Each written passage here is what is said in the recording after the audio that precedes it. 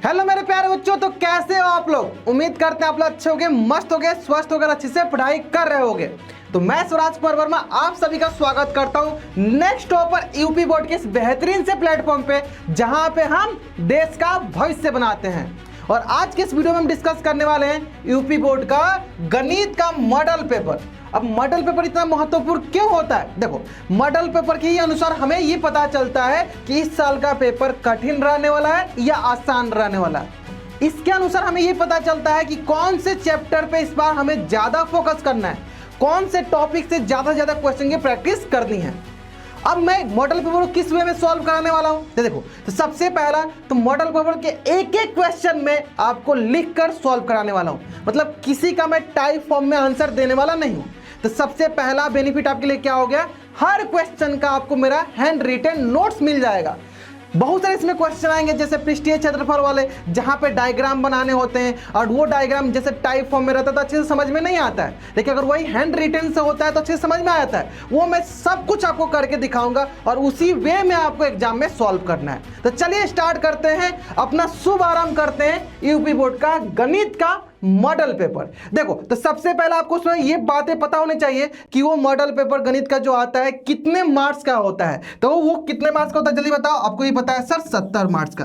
कितने देर में हमें सॉल्व करना होता है? 3 घंटे 15 मिनट, जिसमें 15 मिनट आपको दिया जाता है क्वेश्चन पेपर को पढ़ने के लिए, बाकी 3 घंटे आपको दिया जाता है क्वेश्चन पेपर हल करने के लिए। क्वेश्चन पेपर में 2 प्रकार के टाइप होते हैं, एक होता है अपना ऑब्जेक्टिव और दूसरा होता है सब्जेक्टिव। ऑब्जेक्टिव में क्या होता है, जो खंड अ में होता है 20 क्वेश्चन होते हैं और 20 अंक के होते हैं। उसी तरह जो सब्जेक्टिव मेरा जो खंड ब में होता है वो 50 मार्क्स का होता है, 50 मार्क्स का होता है। तो चलिए स्टार्ट करते हैं हम लोग सबसे पहले अपने ऑब्जेक्टिव क्वेश्चन से, जो कि खंड अ में है, जिसमें सबसे पहला जो मेरा क्वेश्चन आया है वो क्वेश्चन आया है निम्नलिखित में से कौन सा सहअभाज्य संख्याओं का युग्म है। अब सहअभाज्यों का युग्म देखो, और ये सेम क्वेश्चन में आपको अब है यूपी बोर्ड में करा चुका हूं। एक क्वेश्चन है लगभग इस पे बेस्ट मैंने 10 क्वेश्चन आपको कराया होगा सहअभाज्य युग्म पे, और मैंने डीपीपी भी दिया होगा आपको, ढेर सारा होमवर्क में भी क्वेश्चन दिया होगा सहअभाज्य युग्म में। देखो, सहअभाज्य युग्म होता क्या है, ऐसी संख्याओं का युग्म जिसका मासा 1 हो। अब मासा 1 का मतलब ये हुआ कि जिसमें उभयनिष्ठ गुणनखंड एक ही होना चाहिए, एक के अलावा कुछ नहीं होना चाहिए। चलो सबसे पहला ऑप्शन देखते हैं। ये देखो 14 35, इसमें दोनों 7 से कट रहे हैं, यानी इसका मासा में 7 तो जरूर आएगा, ये गलत हो गया। 31 93, 31 93, इसका मासा 31 हो गया, ये भी गलत हो गया। फिर देखो ये हो गया 32 62, ये दोनों 2 से कट रहे हैं, यानी इसके मासा में 2 जरूर आएगा, इसलिए गलत हो गया। 18 25, जब 3 गलत है 18 25, इसके मासा जरूर 1 आएगा। क्लियर है? बहुत आसान सा क्वेश्चन था, समझ में आ गया होगा। चलो बढ़ते हैं नेक्स्ट क्वेश्चन की तरफ। नेक्स्ट क्वेश्चन दिया गया है हमारे पास कि यदि द्विघात बहुपद के शून्यक, अच्छा ये द्विघात बहुपद दिया गया, इसके शून्यक हमें दे दिया गया 2 और -3, तो ए और बी के मान निकाल लिए। शून्यक मतलब इसे हम जब इसमें पुट करेंगे, इसमें जब रखेंगे तो ये 0 के बराबर हो जाएगा। चलो रख लो, रखो, तो 2 दूनी 4 प्लस इनमें 2 रखेंगे तो 2a + 2 + b = 0। तो यहां से एक समीकरण बना 6 + 2a + b = 0, पहला समीकरण हो गया। फिर जैसे आप -3 रखोगे, जैसे आप -3, चलो -3 रखो तो क्या होगा, 3 3 9, और ये हो गया -3a -3 + b = 0, और यहां से क्या आ गया 6 और -3a + b = 0, है ना। ये मेरा दूसरा समीकरण हो गया। चलो विलोपन विधि लगा के हल कर दो, जल्दी करो, विलोपन विधि लगा के इसको हल कर दो, तो आप देखोगे कि b से b कट जाएगा। देखो जैसे विलोपन विधि लगाओगे b से b कट जाएगा, और ये -6 से 6 कट जाएगा, और ये आ जाएगा मेरे पास, चलो मैं करके दिखाता हूँ, ये आ जाएगा मेरे पास 2a और ये प्लस का 3a आ जाएगा, ठीक है। और दोनों तरफ 0 0 दिख रहा है, यानी हमारे पास क्या दिखा 5a = 0, यानी a की वैल्यू क्या दी गई 0, और जैसे a की वैल्यू 0 है किसी एक में पुट करो तो ये 6 + 0 + b, यानी b की वैल्यू क्या आ गई -6, b की वैल्यू क्या आ गई हमारे पास -6। बताओ कौन सा ऑप्शन हो गया, ऑप्शन नंबर डी, एक ही था, a की वैल्यू 0 एक ही था ऑप्शन, ठीक है। चलो बढ़ते हैं नेक्स्ट क्वेश्चन की तरफ। नेक्स्ट क्वेश्चन कौन सा है, संख्या। देखो बहुत अच्छा क्वेश्चन दिया है, संख्या n² - 1 8 से विभाज्य है, 8 से भी। चलिए इसका मतलब ये हुआ n² - 1 8 से भी आए थे। तो सबसे पहला मैंने आपको सिखाया भी था, इसका तरीका शॉर्टकट तरीका भी सिखाया था, लेकिन मैंने बताया था सबसे आसान तरीका ये करो, जब भी इस प्रकार का क्वेश्चन है आप n की वैल्यू रख के चेक कर लो। चलो मैं एक बार n की वैल्यू 1 रखता हूं, तो 1 - 1 0/8, ये तो कट रहा है 0/8, यानी 0 से कट जाए, ठीक, मतलब 1 रखने में कट रहा है। 2 रखेंगे तो 2 दूनी 4 -1 3/, ये तो नहीं कट रहा है। इसका मतलब 1 रखेंगे तो वो तो पूर्णांक, और 2 रखेंगे पूर्णांक तो नहीं हो गया। 1 प्राकृतिक संख्या था, 2 भी प्राकृतिक, ये भी नहीं होगा। 2 सम संख्या था, ये भी नहीं होगा। यानी 1 रखने पे काम हो गया। एक बार 3 रखते हैं, 3 3 जा 9, 9 - 1 8/8, ये कट जाएगा। यानी हमेशा क्या होगा, वो विषम संख्या। यानी यहाँ पे n क्या होने वाला, हमेशा विषम संख्या होने वाला। ठीक है, वेरी गुड। चलो बढ़ते हैं नेक्स्ट क्वेश्चन की तरफ। नेक्स्ट क्वेश्चन क्या है कि ये हमें दिया गया है, मतलब संख्याओं की प्रकृति बतानी है, सॉरी रेखाओं की प्रकृति बतानी है। ये हमें 2 रेखा दिया गया है और इससे देख के बताना है कि ये रेखाओं की प्रकृति मतलब कोई हल नहीं, कोई हल नहीं मतलब समांतर रेखा। वो कब होता है, वो कब होता है, a1/a2 बराबर b1/b2 not equal to c1/c2। अब देख लो किस ऑप्शन में है, देख लो किस ऑप्शन है। सर पहला ही ऑप्शन है, पहला ऑप्शन हमारा सही उत्तर हो गया। चलो बढ़ते हैं नेक्स्ट ऑप्शन की तरफ, नेक्स्ट क्वेश्चन की तरफ। और देखो ये एक बार नहीं 1000 बार ये क्वेश्चन रिपीटेड फॉर्म में आपको पूछा जाता है। एक शून्येतर परिमेय संख्या मतलब ऐसी परिमेय संख्या जो शून्य के बराबर ना हो, और अपरिमेय संख्या हो गुणनफल हमेशा क्या होता है, हमेशा अपरिमेय संख्या होता है। मैंने एकदम अच्छे से समझाया भी था कि एक शून्येतर परिमेय संख्या और अपरिमेय संख्या का योगफल, गुणनफल और मान के चलो उसका घटावफल भी और उसका भागफल हमेशा क्या होता है, अपरिमेय संख्या। हमेशा क्या होगा, अपरिमेय संख्या। चलिए बढ़ते हैं नेक्स्ट क्वेश्चन की तरफ। नेक्स्ट क्वेश्चन दिया गया है हमें, अच्छा द्विघात समीकरण के बारे में पूछा गया।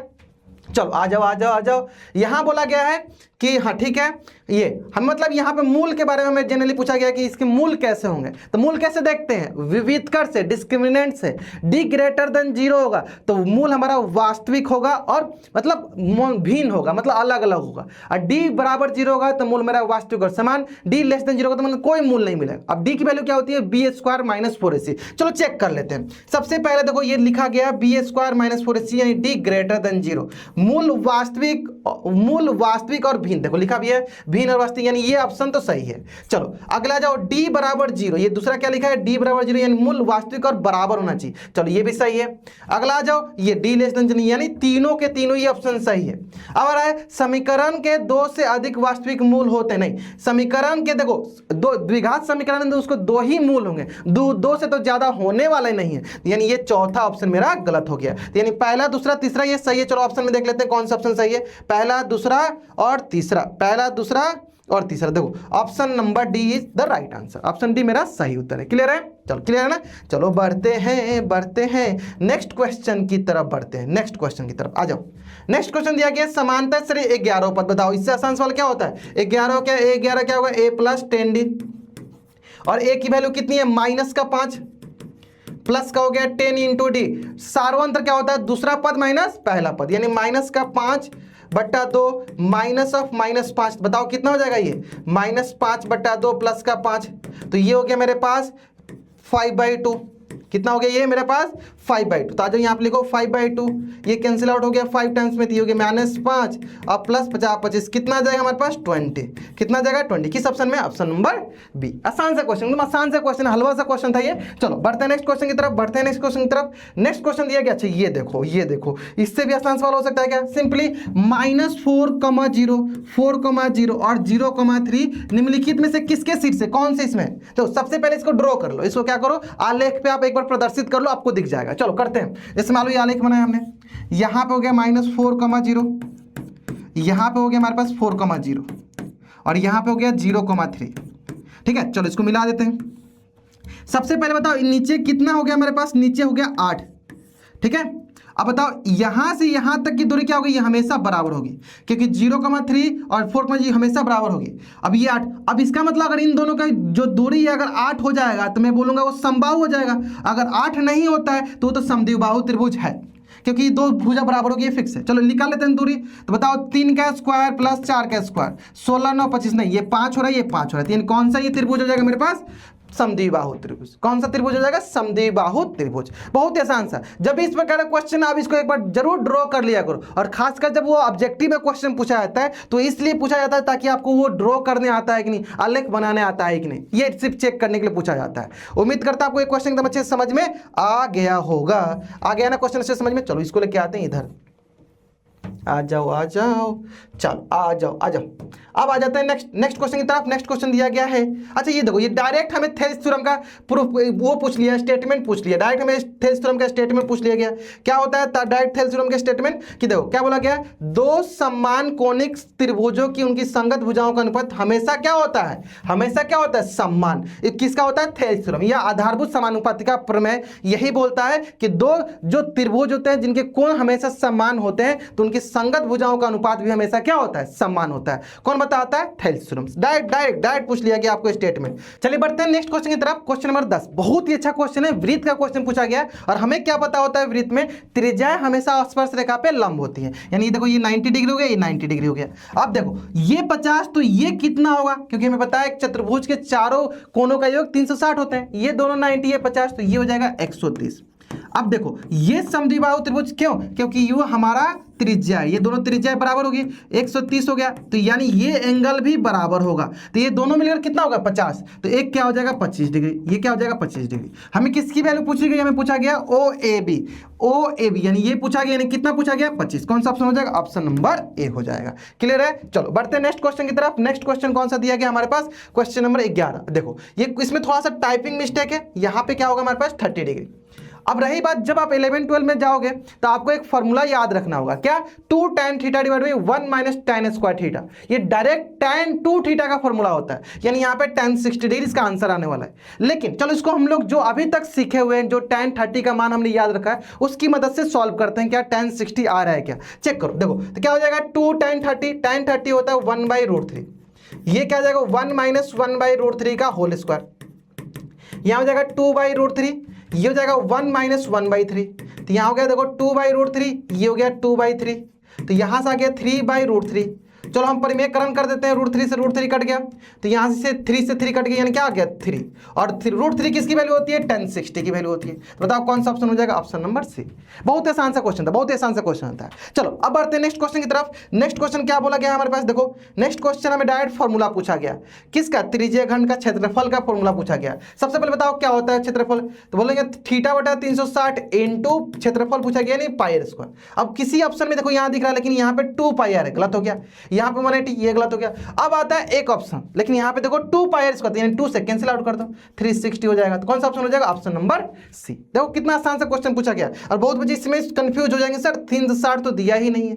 अब आओ देखो इस पे आ जाओ, ये भी देखो, गिल्ली डंडे खेल में गिल्ली का आकार निम्नलिखित में से किसका, गिल्ली देखो ऐसे रहता है ना, ऐसे हो जाएगा, ठीक है, और इधर ऐसे शंकु लगा रहता है ना, तो बताओ देखो 2 शंकु और 1 बेलन, option number C is the right answer. Simple, गिल्ली का आकार ऐसे हो जाएगा। बरो नेक्स्ट बढ़ते हैं, चलो नेक्स्ट बढ़ते हैं, आसान आसान से क्वेश्चन दिए गए, चलो नेक्स्ट बढ़ते हैं। अच्छा आप देखो इसमें डायरेक्ट आपको फॉर्मूला पता होना चाहिए, सॉरी डायरेक्ट आपको एंगल की वैल्यू पता होना चाहिए। जैसे मैंने बोला था कि हमें त्रिकोणमितीय अनुपात के जो एंगल है ऐसे याद होना चाहिए कि मैं आपको 12 बजे जगा कर पूछूं तो आपका वो आंसर निकल के आना चाहिए। मैं पूछूं tan 30 क्या होता है, डायरेक्ट आना चाहिए। देखो जैसे मैं पूछूं sin 90, जल्दी बताओ sin 90 कितना हो जाएगा 1, cos 90 0, tan 60 √3, sec 45, जैसे cos 45 होता है 1/√2, तो sec 45 हो जाएगा सिंपली √2। अब देख लो किस एक से मैच कर रहा है, तो देखो ये मैच कर रहा है 1 से, ये मैच कर रहा है 4 से, ये मैच कर रहा है 2 से, और ये मैच कर रहा है 1 से। तो चलो चेक कर लेते हैं। पहला ए जो है अपना 3 से मैच कर रहा है, तो ए में 3 नहीं है, इसमें नहीं है, इसमें नहीं, एक ही ऑप्शन दिख रहा है, option number C. Option number C हमारा दिख रहा है, तो कौन सा ऑप्शन सही होगा, ऑप्शन नंबर सी। चलो बढ़ते हैं नेक्स्ट बढ़ते हैं हम लोग। अच्छा ये नेक्स्ट आ गया, देखो त्रिकोणमिति का अनुप्रयोग से क्वेश्चन, सबसे आसान वाला क्वेश्चन अगर ऑब्जेक्टिव में पूछता है तो छाया वाला क्वेश्चन पूछता है। कैसे, ध्यान दो, देखो हुआ क्या है। अच्छा ये छाया, एक खंबा दिया, देखो ये खंबा दिया गया है और इसकी छाया नीचे होगी। ये बोला गया कि किसी समय पे खंबे की छाया, खंबे की लंबाई, मान लो खंबे की लंबाई जो है h है, तो इसकी कितनी गुनी है, √3h गुनी है। तो सूर्य का उन्नयन करें, यानी यहाँ पे मान लो सूर्य होगा, यहाँ पे मान लो सूर्य होगा, तो ये कोण बताना है हमें, ये कोण बताना है। तो बताओ क्या लगा देंगे, tan थीटा क्या हो जाएगा p/b, तो क्या हो जाएगा हमारे पास h डिवाइड बाई √3, क्या √3h, h कट के क्या हो गया 1/√3, और 1/√3 किसकी वैल्यू होती है, tan 30 डिग्री की, यानी यहाँ पे थीटा की वैल्यू क्या आएगी 30 डिग्री। किस ऑप्शन में है? Option number A. Option number A. देखो कितना आसान सा, ऑब्जेक्टिव में पूछेगा अगर त्रिकोणमितीय का अनुप्रयोग तो यही क्वेश्चन पूछेगा। इसी में कुछ कभी डेटा चेंज करता है, कभी √2 टाइम्स बोल देता है, कभी हमारे पास 1/√3 टाइम्स बोल देता है, ऐसे डेटा चेंज करके पूछता है। क्लियर है? चलो बढ़ते हैं नेक्स्ट क्वेश्चन की तरफ बढ़ते हैं। नेक्स्ट क्वेश्चन क्या दिया गया? हाँ अब देखो इसमें प्रायिकता के बारे में पूछ लिया। प्रायिकता बताओ कहां से कहां होता है, तो प्रायिकता जल्दी बताओ कहां से कहां होता है? 0 से 1 के बीच में होता है। या तो 0 होगा तो यानी वो प्रायिकता मतलब वो जो भी इवेंट होगा या जो भी हमारे पास मान के चलो वो कभी संभव ही नहीं होगा। जिससे असंभव घटना की प्रायिकता क्या होती है? 0। और संभव घटना की प्रायिकता क्या होती है? एकदम जो होने वाला है निश्चित घटना की प्रायिकता क्या होती है? 1। तो हमेशा प्रायिकता कहां से कहां बिलोंग करती है, कहां से कहां जाती है? तो 0 से 1 के बीच में रहती है, हमेशा 0 से 1 के बीच में। तो बताओ देखो ये 2/3 देखो, अब इसको तरीका क्या है? 2/3 देखो अंश हमेशा हर से कम है यानी ये 0 पॉइंट समथिंग होगा। तो यानी 0 से क्या है? 0 और 1 के बीच में है। देखो ये 15/100 है, तो यानी ये क्या हो गया? 0.1। ये भी देखो 0 से 1 के बीच में है, ये तो 0 से 1 के बीच में ही। देखो ये जो है 0 से कम हो गया। हमें पता है प्रायिकता हमेशा 0 से 1 के बीच में होती है, तो ये कभी भी पॉसिबल नहीं होगा। तो ऑप्शन नंबर बी जो है मेरा सही आंसर होगा। और ये आपको हमेशा याद रखना है, ठीक है? ये इस पर बेस्ट जरूर क्वेश्चन बनता है प्रायिकता से। अगर ऑब्जेक्टिव क्वेश्चन बनेगा तो इसी पर क्वेश्चन बनेंगे, है ना? अब आते हैं नेक्स्ट क्या बोला गया है? संचयी। देखो जहां संचयी बारंबारता सारणी कम्युनिकेटिव फ्रीक्वेंसी है, किसमें यूज होता है? माध्यक निकालने वाले फॉर्मूला में। किसमें यूज होता है? माध्यक निकालने वाले फॉर्मूला में ही सिर्फ कम्युनिकेटिव फ्रीक्वेंसी आता है, बाकी किसी भी फॉर्मूला में संचयी बारंबारता सारणी नहीं आती है। तो कौन सा ऑप्शन हो गया? Option number B. अब आते हैं नेक्स्ट क्या दिया गया हमारे पास? बहुलक। अब देखो बहुलक तो सबसे आसान होता है, जिसकी बारंबारता सबसे अधिक। तो इसमें किसकी बारंबारता मतलब कौन सबसे अधिक बार है? देखो 7 1 बार 2 बार 3 बार, 7 ही सबसे अधिक बार है, यानी ऑप्शन नंबर डी जो है मेरा सही उत्तर है। क्लियर है? चलो बढ़े नेक्स्ट क्वेश्चन की तरफ। चलो नेक्स्ट क्वेश्चन की तरफ आ जाओ। अब देखो इसमें क्या दिया गया? अच्छा इसमें भी माध्यिका से क्वेश्चन दिया गया। अच्छा ये तीनों दिया गया। देखो क्या होता है बताओ? जहां माध्य बहुलक और माध्यिका में एक संबंध होता है, एक फॉर्मूला आपको याद होगा। क्या फॉर्मूला याद होगा? कि बहुलक जो होता है वो 3 माध्यिका -2 माध्य के बराबर होता है, ये हमें याद है। तो यहाँ माध्यिका निकालना है, बहुलक दिया गया, देखो 13 दिया गया, 3 इंटू माध्यिका में निकालना है, मीडियन निकालना है, चलो माध्यिका में निकालना है, और -2 माध्य कितना दिया है? 16। तो बताओ कितना हो जाएगा? ये हो जाएगा 13 और इधर आके प्लस का 32 बराबर 3, और 3 को इधर ला लेते हैं, चलो 3, और ये हो जाता है हमारे पास क्या? माध्यिका। तो जल्दी बताओ कितना हो जाएगा ये? तो ये हो गया हमारे पास, बताओ 5, और ये हो गया 4, 45/3 15। कितना जाएगा? 15 है क्या किसी ऑप्शन में? हाँ, option number B is the right answer. यानी माध्यिका क्या हो जाएगी हमारे पास? 15। क्लियर है? तो ये हो गए हमारे ऑब्जेक्टिव क्वेश्चन। तो 20 क्वेश्चन आपको कम से कम 20 क्वेश्चन में ज्यादा से ज्यादा टाइम देना है, तो 15 मिनट में आपका जरूर आसानी से हो जाएगा। ठीक है? तो अभी से ऐसे प्रैक्टिस करो कि 20 क्वेश्चन को आप आसानी से 15 मिनट में निपटा दो। ठीक है? चलो बढ़ते हैं हम लोग खंड ब की तरफ, जो हमारे सब्जेक्टिव क्वेश्चन है। अब आती है यहाँ पे कि सर सब्जेक्टिव क्वेश्चन को भी क्या आप ऐसे ही करके दिखाओगे क्या? नहीं, मैं इसका एक सॉल्यूशन दूंगा, मैं आपका इसका एक सॉल्यूशन बताऊंगा। देखो सबसे पहला जो है 2-2 नंबर वाला जो क्वेश्चन है हमारे, इसमें सबसे पहला क्वेश्चन दिया गया, दर्शाइए कि 3√2 एक अपरिमेय संख्या है। अब देखिए इसमें एक ही क्वेश्चन दिया गया, मैंने अपने अभय यूपी बोर्ड में ढेर सारा क्वेश्चन कराया, इतना ही नहीं मैंने बहुत सारा क्वेश्चन किया, 3 + √2, हमारे पास सिर्फ √2, सिर्फ √3, √7, ये सब प्रकार के क्वेश्चन मैंने करा दिया, लेकिन सिर्फ इसमें तो एक ही क्वेश्चन पूछा गया। ठीक है? तो अगर आप अच्छे से प्रैक्टिस करना चाहते हो तो अभय यूपी बोर्ड आपके लिए बेस्ट है। तो चलो देखते हैं इसको कैसे सॉल्व करते हैं, और एक एक क्वेश्चन का आपको हैंड रिटन, मैंने बताया ना, लिख के जैसे आपको एग्जाम में लिखना है वैसे आपको दिया जाएगा। देखो तो सबसे पहले आप ध्यान दो कि दर्शाइए 3√2 एक अपरिमेय संख्या, कैसे करेंगे? तो हम सबसे पहला काम क्या करते हैं जल्दी बताओ। सबसे पहला काम तो हमारा यही होता है कि जब भी इस प्रकार का क्वेश्चन हम इसमें विरोधाभास करते हैं, मतलब हम इसका उल्टा मानते हैं। अपरिमेय पूछा है तो हम उसका उल्टा मानेंगे क्या? कि माना कि 3√2 क्या है? एक परिमेय संख्या है। जब ये परिमेय संख्या होता है तो परिमेय संख्या को किस प्रकार से लिख सकते हैं? P/Q के रूप में। देखो P/Q के रूप में लिख दिए, जहां P और Q क्या होता है? सहभाज्य संख्या। सहभाज्य जिसका मसा 1, और जिसका मसा 1 मतलब उसमें उभयनिष्ठ गुणनखंड मात्र 1 ही होना चाहिए। ठीक है? अब आता है बात, हमने कंसेप्ट सीखा था, क्या कंसेप्ट सीखा था कि मान लो 3/2 एक परिमेय संख्या है और इसमें 1/2 ये भी परिमेय संख्या है, तो परिमेय में गुना करेंगे तो हमेशा क्या मिलता है, परिमेय ही मिलता है। तो क्या वो यहाँ पे लगने वाला है क्या, देखो देखो ये 3√2 है तो इसको क्या मैं 3 गुने √2 लिख सकता हूँ, और यहाँ पे p/q ये तो परिमेय संख्या है, ये गुना में है तो जब दूसरी तरफ आएगा तो क्या हो जाएगा, भागा में। अब हमने देखा कि p/q हमारा क्या है, परिमेय संख्या, तो जब परिमेय संख्या में परिमेय संख्या 1/3 से गुना होगा तो ये टोटल मिलकर क्या बन जाएंगे, बताओ, ये टोटल मिलकर क्या बन जाएंगे हमारे पास, परिमेय संख्या, टोटल मिलकर क्या बन जाएंगे, परिमेय संख्या। यानी जो हमारा दायां पक्ष है ये तो टोटल क्या हो गया, परिमेय संख्या। लेकिन अगर मैं बात करूं अपने बाएं पक्ष की तो बताओ ये क्या हो जाएगा, ये √2 तो हमें पता है अपरिमेय होता है, तो क्या कोई अपरिमेय संख्या परिमेय संख्या के बराबर कभी होगा, नहीं होगा। तो यानी हमने जो माना था कि जो ये परिमेय संख्या है इसका विरोध हो रहा है, यानी यहां पे विरोधाभास हो रहा है, यानी हमारे पास 3√2 एक परिमेय नहीं, क्या होगा, अपरिमेय। तो इस प्रकार से आपको पूरा अच्छे से प्रॉपर लिखना पड़ेगा, अगर इतना प्रॉपर लिखते हो तो ही आपको 2 मार्क्स मिलेंगे। अगर इसकी प्रैक्टिस करें तो ढेर सारा मैंने क्वेश्चन करा रखा है, ठीक है, अब है यूपी बोर्ड में, क्लियर है। चलो बढ़ते हैं नेक्स्ट क्वेश्चन की तरफ। तो नेक्स्ट क्वेश्चन कैसे है आपका, देखो नेक्स्ट क्वेश्चन आपका है, इसमें बिंदु 4,1 -2, -3 को जोड़ने वाली रेखाखंड को समत्रिभाजित मतलब 3 इक्वल पार्ट में, 3 बराबर पार्ट में बांट रहा है, तो वो बिंदु कौन कौन सा है। देखो कितना अच्छा क्वेश्चन पूछा गया, देखो तो चलो इसको देखते हैं, देखो ध्यान दो, तो इसको देखो कितना अच्छे से मैंने आपके लिए हैंड रिटन बनाया हुआ है ताकि आपको एकदम अच्छे से समझ में आ सके। तो सबसे पहले हुआ क्या कि देखो एक बिंदु था हमारे पास 4,-1, दूसरा बिंदु था -2,3, और इसको 2 बिंदु C बिंदु और D बिंदु इसको 3 इक्वल पार्ट में, 3 बराबर पार्ट में डिवाइड कर रहे हैं। इसका मतलब क्या हुआ, इसका मतलब ये हुआ कि देखो ये तीनों आपस में बराबर है। तो अगर मैं बात करूं तो देखो ये 1:1 ये इतने बराबर होंगे। लेकिन अगर मुझे मान लो सिर्फ C बिंदु निकालना है, किसको निकालना है, हमें सिर्फ C बिंदु को निकालना है, ठीक है। तो ध्यान दो, C बिंदु निकालोगे तो यहां से यहां तक कितना होगा, 1, और फिर यहां से यहां तक टोटल कितना हो जाएगा, 2। यानी अगर सिर्फ C बिंदु की बात करें तो किस अनुपात में होगा, 1:2। किस अनुपात में देखो, 1:2। सिर्फ C बिंदु निकालो, यहां से यहां तक 1 और यहां से यहां तक 2।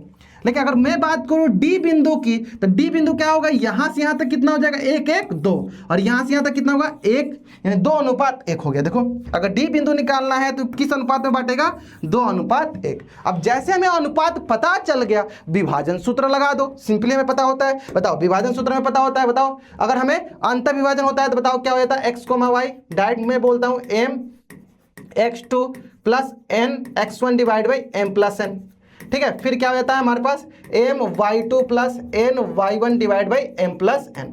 अब यहां पे समझना क्या है, यहां पे समझना क्या है कि जो m देखो x2 के साथ, इसका मतलब ये जो हमारा अनुपात है, जो m है, ये दूसरी तरफ अपोजिट x के साथ -2 के साथ मल्टीप्लाई होगा, और ये 1 जो है इधर 4 के साथ, यानी दोनों एक दूसरे के साथ ऐसे अपोजिट मल्टीप्लाई होता है। तो इस प्रकार जब हमने D बिंदु निकाला, देखो 2 × -2, देखो 2 × -2, 1 × 4, ये तो मेरा x निकल गया, फिर मेरा y निकल गया, कितना आ गया मेरे पास, 0,5/3। तो यानी जो मेरा D का निर्देशांक है वो कितना है, 0,5/3। ठीक उसी प्रकार हमने दूसरे को सॉल्व करना स्टार्ट किया, किसको, C को, और वो क्या है, वो देखो 1:2 में है। तो सेम वही काम, देखो उल्टा हम मल्टीप्लाई करते हैं, 2 का मल्टीप्लाई करेंगे -2 के साथ, 2 का मल्टीप्लाई करेंगे 4 के साथ। तो इस प्रकार इसका x मिल जाएगा और इसी तरह इसका y मिल जाएगा। तो बताओ इसका x कितना आ गया, 2,1/3। तो हमने क्या क्या निकाल लिया, C का निर्देशांक बिंदु निकाल लिया और D का निर्देशांक बिंदु निकाल लिया। तो क्या क्या है, चलो मैं लिख देता हूं, C और D बिंदु हमारे पास क्या आ गए, तो C बिंदु हमारे पास आ गया, बताओ कितना, 0,5/3, और हमारे पास D बिंदु कितना आ गया, जल्दी बताओ, D बिंदु आ गया हमारे पास 2,1/3।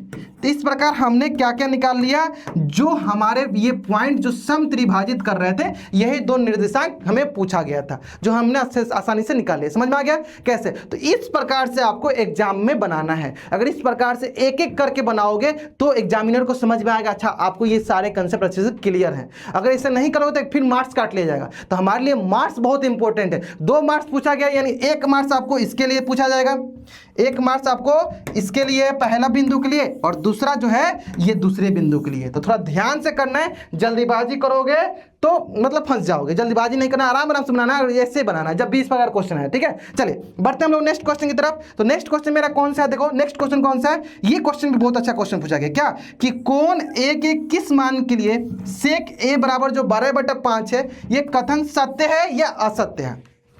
अब बहुत बच्चों के यहाँ कंफ्यूजन होता है सर सेक के 12/5, हमने तो अभी तक सेक की जो वैल्यू पढ़ा था उसमें तो 12/5 आया ही नहीं था, ज़्यादा से ज़्यादा आता था 0, 1, √3/2, 2/√3, √3 ऐसे करके आता था। लेकिन ये 12/5 कैसे आएगा, हम कैसे इसको सत्य करेंगे। चलो ध्यान दो, बहुत ही अच्छा क्वेश्चन है। यहाँ पे आपको एक कंसेप्ट पता होना चाहिए और वो कंसेप्ट है कौन सा, कॉस थीटा के बारे में।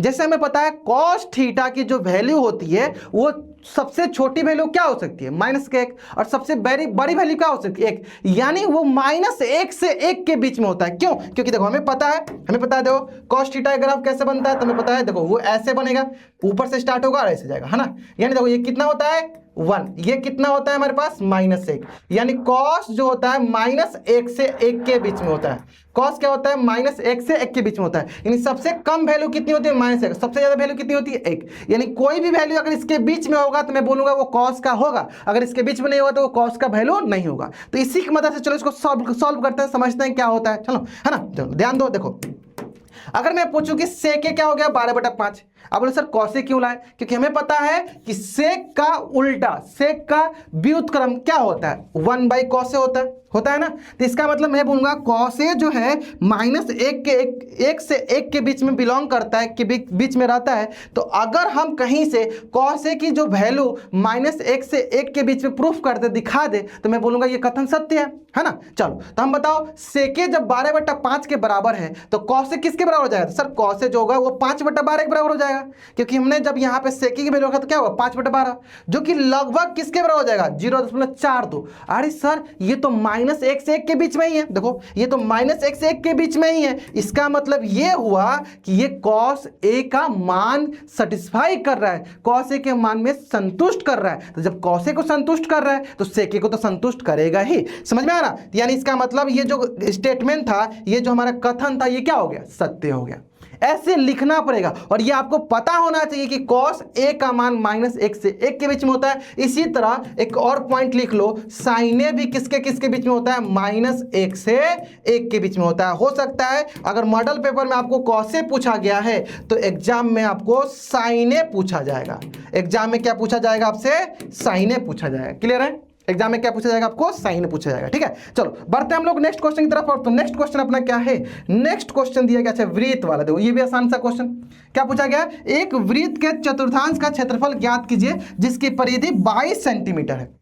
चतुर्थांश का मतलब क्या हुआ, एक कंप्लीट वृत्त को अगर 4 भाग में बांटेंगे तो उसका एक भाग क्या कहलाएगा, चतुर्थांश। कैसे, चलो देख लेते हैं, इसका भी सॉल्यूशन देख लेते हैं। देखो ध्यान दो, देखो ये पूरा हमारा 4 भाग था, पूरा 4 भाग था, एक वृत्त का 4 भाग था। इसके एक भाग को हम क्या बोलते हैं, चलो लिख देते हैं, इसके एक भाग को हम चतुर्थांश बोलते हैं, है ना। एक भाग को हम क्या बोलेंगे, चतुर्थांश बोलेंगे, ठीक है, क्वाड्रेंट बोलेंगे, है ना। हमें इसी का क्षेत्रफल चाहिए, तो मैंने इसमें क्या दिमाग लगाया, मैंने क्या किया, पहले पूरा वृत्त का हमने क्षेत्रफल निकाल लिया और उसको मैंने 4 से भाग लगा दिया, क्योंकि हमें पता है अगर पूरा वृत्त का क्षेत्रफल आपको मिल गया तो उसमें अगर 4 से भाग लगाओगे तो 1/4 का क्षेत्रफल मिल जाएगा आपको, समझ में आ गया। लेकिन उसके लिए सबसे महत्वपूर्ण क्या था कि आपको सबसे पहले इसकी त्रिज्या पता होना चाहिए। तो इसको त्रिज्या हम कैसे निकाले, यहाँ पे एक कंसेप्ट बोला गया था, क्या बोला गया था क्वेश्चन में कि इसकी परिधि 22 सेंटीमीटर दिया गया है और हमें पता है वृत्त की परिधि क्या होती है 2πr। देखो वृत्त की परिधि क्या होती है 2πr, तो मैंने 2πr को 22 से बराबर कर दिया और यहाँ पे मुझे r की वैल्यू कितनी मिल गई 7/2, लगभग 3.5 के बराबर।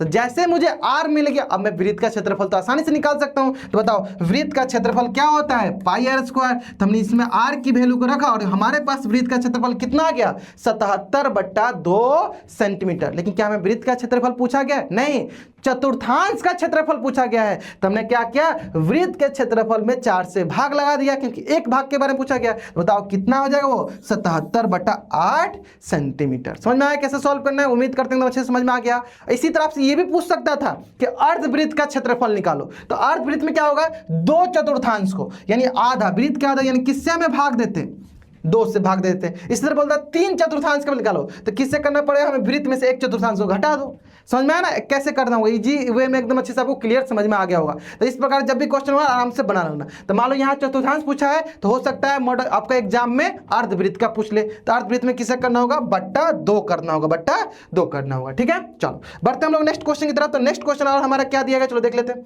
नेक्स्ट क्वेश्चन क्या दिया गया हमारे पास कि हाँ प्रायिकता वाला, यदि P बराबर 0.05 है तो E नहीं की प्रायिकता। बहुत ही आसान सा क्वेश्चन, देखो इसमें क्या कंसेप्ट है, तो इसमें एक ही कंसेप्ट है, आपको पता होना चाहिए कि हमें प्रायिकता जो होती है किसी कार्य की होने की प्रायिकता और किसी कार्य की नहीं होने की प्रायिकता को जब हम जोड़ते हैं तो वो 1 के बराबर होता है। फिर से मैं बोलता हूं, किसी कार्य की होने की प्रायिकता और किसी कार्य की नहीं होने की प्रायिकता को जब हम जोड़ते हैं तो वो 1 के बराबर होता है। इसका मतलब क्या हुआ, तो यहां पे सबसे इंपॉर्टेंट जो कंसेप्ट है ये है P प्लस P'। यहां पे E जो है कार्य होने की प्रायिकता है ना, कार्य होने की प्रायिकता, होने की प्रायिकता है, ठीक है। और E' क्या है बताओ, जो हमारा E' है वो क्या है, कार्य नहीं होने की प्रायिकता, कार्य नहीं होने की प्रायिकता है।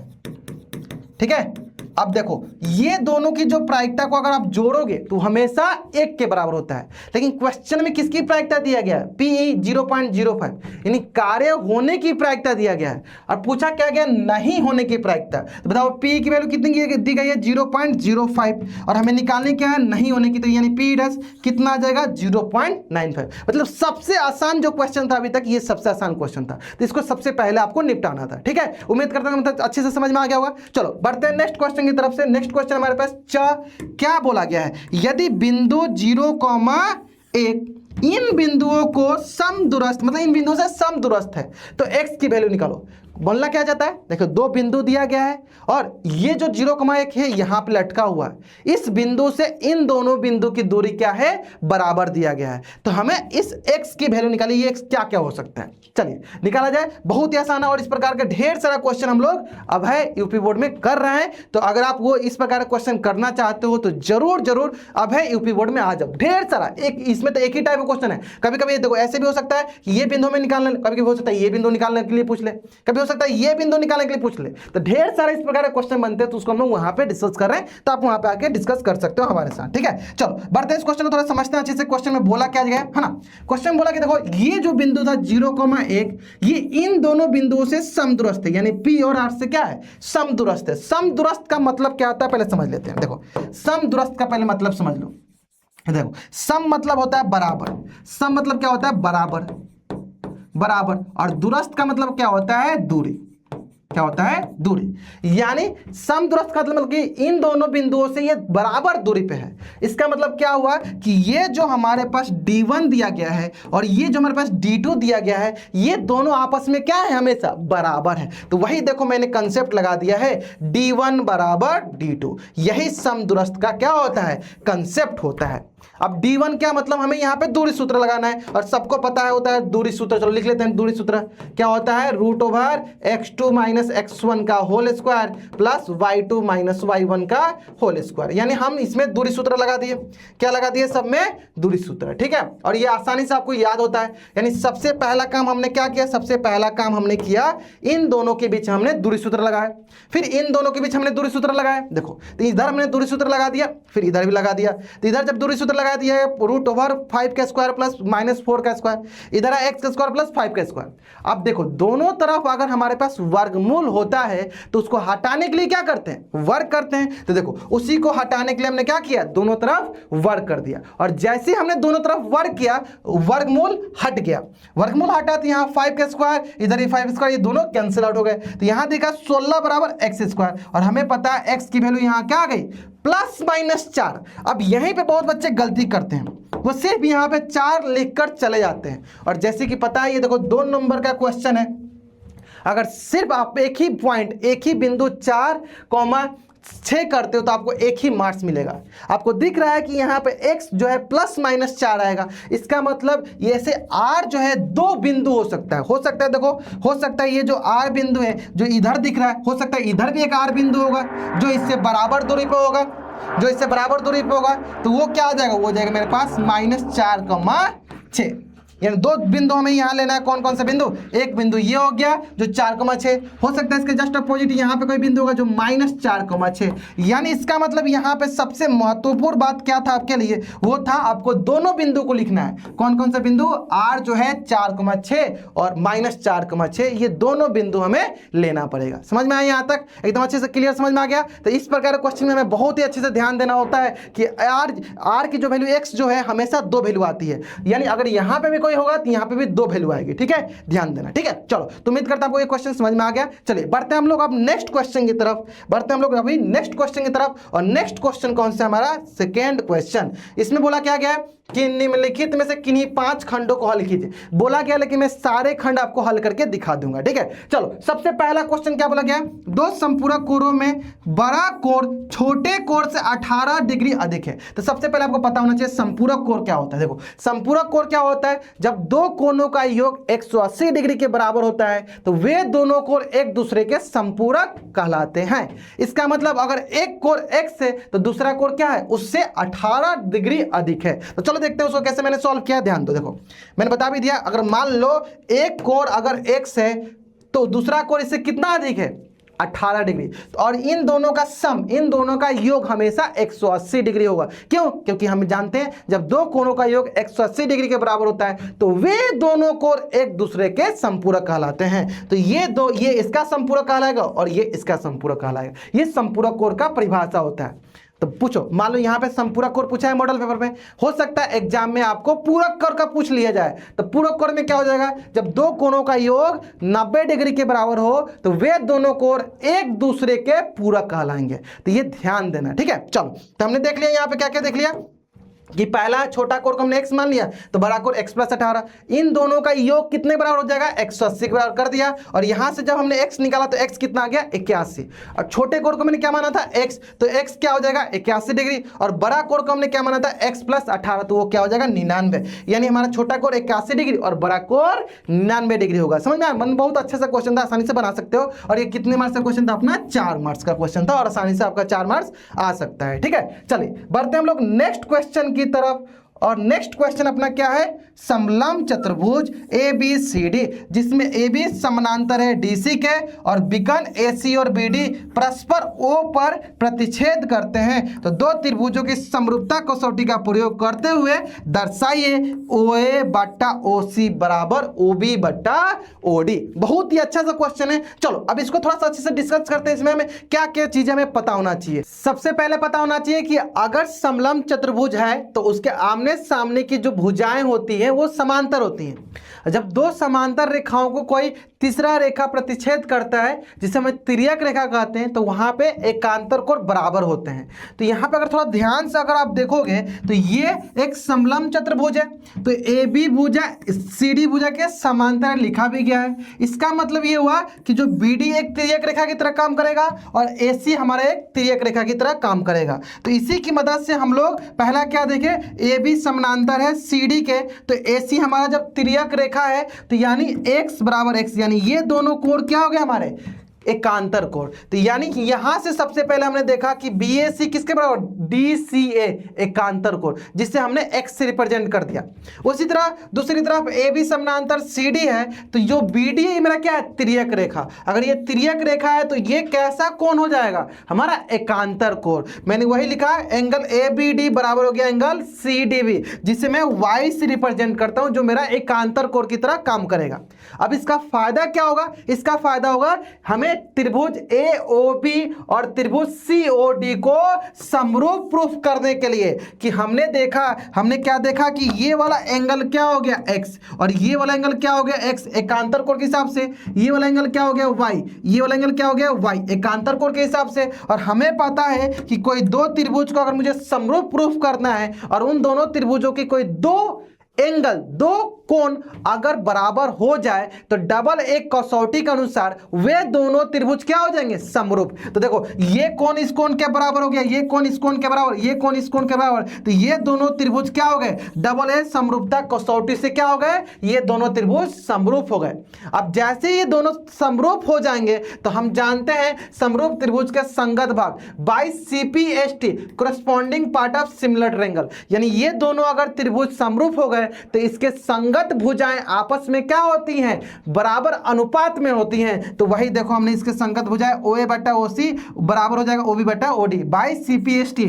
संगत भुजाएं जो होती हैं बराबर हो जाती हैं, तो इसी से मेरा क्या हो जाएगा, प्रूफ हो जाएगा। यानी बहुत ही आसान था। सबसे पहले आपको सिर्फ देख लेना था कि किस दो कसौटी के अनुसार कौन से दो एंगल बराबर हो गए जिसके अनुसार ये दोनों त्रिभुज क्या हो जाए, समरूप हो जाए। तो यहाँ पे डबल A लगा लेंगे। क्लियर है, बहुत आसान सा सवाल था। कितने मार्क्स का था, 4 मार्क्स का। चलिए बढ़ते हैं हम लोग नेक्स्ट क्वेश्चन की तरफ, और नेक्स्ट क्वेश्चन भी मेरा बहुत ही आसान सा क्वेश्चन है, और वो क्वेश्चन हमसे पूछा गया है, वो क्वेश्चन पूछा गया हमसे कि द्विघात बहुपद के शून्य ज्ञात कीजिए और शून्यकों तथा गुणांकों के बीच जो संबंध है उसकी सत्यता की जांच कीजिए। बहुत ही आसान सा क्वेश्चन होता है, हर साल क्वेश्चन पूछा जाता है। चलिए देखिए कैसे करते हैं। तो सबसे पहला काम करते हैं, हम शून्यक निकाल लेते हैं। तो देखिए शून्यक निकालने के लिए आपके पास बहुत सारा तरीका है। पहला तरीका क्या, मध्य पद विभाजन विधि। दूसरा तरीका द्विघात सूत्र, किसी से भी निकाल सकते हो। चलो मैं यहाँ पे आपको मध्य पद विभाजन विधि द्वारा इसका शून्यक निकालता हूं। ये जो बहुपद दिया गया है, बहुपद पता है शून्यक निकालने के लिए बहुपद को 0 के बराबर करना होता है। तो देखो 3x² - x - 4, यहाँ पे मध्य पद विभाजन विधि द्वारा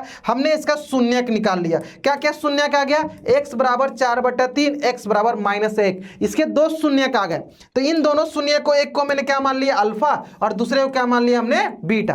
तो जब मेरा शून्यक निकल जाता है तो अब बारी आती है गुणांक की। तो चलो गुणांक निकाल लेते हैं। गुणांक कैसे निकालेंगे, तो इसको द्विघात जो बहुपद है उसके व्यापक रूप से तुलना करके, तो इसके व्यापक रूप से हमने तुलना कर दिया। a बराबर आ गया 3, b बराबर आ गया -x, c बराबर हो गया -4। तो a b c की वैल्यू मिल गई, और जैसे ही हमें a b c की वैल्यू मिल गई यानी गुणांक मिल गया और शून्यक मिल गया, अब हमें इनके बीच के क्या करना है, संबंध की सत्यता की जांच करनी है। तो क्या संबंध होता है, शून्यकों का योगफल होता है अल्फा प्लस बीटा होता है माइनस का b बाई a। देखो अल्फा प्लस बीटा क्या होता है, माइनस का b बाई a, और अल्फा हमारे पास दिया गया 4/3, बीटा दिया गया -1। जब इन दोनों को जोड़ेंगे तो यह जाएगा 1/3, और माइनस का b बाई a, और ऑलरेडी देखो b कितने के बराबर है, -1 के बराबर। तो माइनस से क्या हो जाएगा, प्लस का 1/3 किसके बराबर, 1/3 के बराबर। यानी इसके शून्यकों का योगफल तो हो गया। अब बारी आती है शून्यकों के गुणनफल की, और वो क्या होता है, वो होता है c बाई a,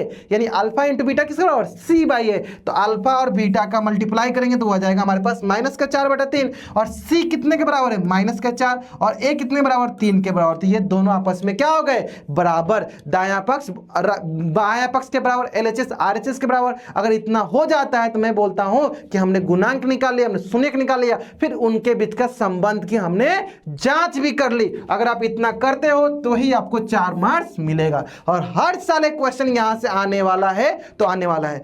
यहाँ पे तो मान लो एक ही क्वेश्चन है, इस पर बेस्ड हमने ढेर सारा क्वेश्चन की प्रैक्टिस अभी यूपी बोर्ड में हमने किया है। तो आप भी मेरे साथ जुड़ के उस पर ढेर सारे क्वेश्चन की प्रैक्टिस कर सकते हो। चलिए बढ़ते हैं हम लोग नेक्स्ट क्वेश्चन की तरफ, और नेक्स्ट क्वेश्चन कौन सा है, नेक्स्ट क्वेश्चन अपना है जो कि आसान है। सिद्ध कीजिए कि स्पर्श बिंदु से स्पर्श रेखा पे खींचा गया लंब हमेशा वृत्त के केंद्र से होकर जाता है। बहुत ही आसान सा सवाल है, और डायरेक्ट एनसीईआरटी से पूछा गया, डायरेक्ट एनसीईआरटी का क्वेश्चन पूछा गया है ना। करते कैसे हैं, चलो ध्यान दो। जब भी इस प्रकार का क्वेश्चन आता है तो हम यहाँ पे कुछ कंट्राडिक्शन करते हैं, विरोधाभास तरीके से सोचते हैं। क्या सोचते हैं, ध्यान दो। देखो सबसे पहले इसमें बोला क्या गया है, इसमें बोला गया है कि जो ये स्पर्श रेखा है, स्पर्श रेखा पे जो हम ये लाइन ड्रॉ करेंगे, जो लंब ड्रॉ करेंगे, ये हमेशा इसके केंद्र से होकर जाएगा। यही हमें सिद्ध करना है। समझ में आ गया। तो देखो सबसे पहला काम हमने क्या किया है, क्या क्या दिया गया है, हमें दिया गया है APB, मतलब एक ये स्पर्श रेखा है,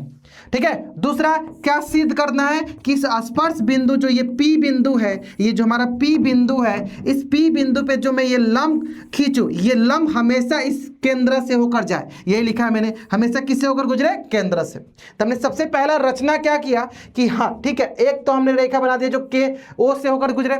दूसरा हमने केंद्र O की जगह दूसरा केंद्र मान लिया, क्या, O डैश। क्या दूसरा केंद्र मान लिया हमने, O डैश। तो हमने इन दोनों को मिला दिया। अब जैसे हमने O डैश माना तो हमारे लिए क्वेश्चन में क्या बोला गया है कि ऐसा लंब होना चाहिए जो केंद्र से होकर जाए। तो हमने किसको मान लिया, हमने अपने केंद्र O डैश को। इसका मतलब ये जो रेखा है ये APB पे हमेशा क्या होगा, लंब। ये हमने रचना के थ्रू बता दिया। देखो ये हमने रचना के थ्रू क्या किया, बता लिया कि मान लीजिए बिंदु P से खींचा गया लंब O से होकर नहीं जाता है, O से होकर नहीं जाता है तो किससे होकर जाता है, यह कोई नया केंद्र जो है O डैश से होकर जाता है। इसका मतलब OP और इसको मिला दिया, इसका मतलब क्या हुआ कि ये जो OP O डैश P जो है किस पे लंब हो जाएगा, APB पे। यानी हम क्या बोल सकते हैं यहां से कि एंगल O डैश PB किसके बराबर हो जाए हमारे पास, 90 डिग्री बराबर। ये हमने रचना से देख लिया।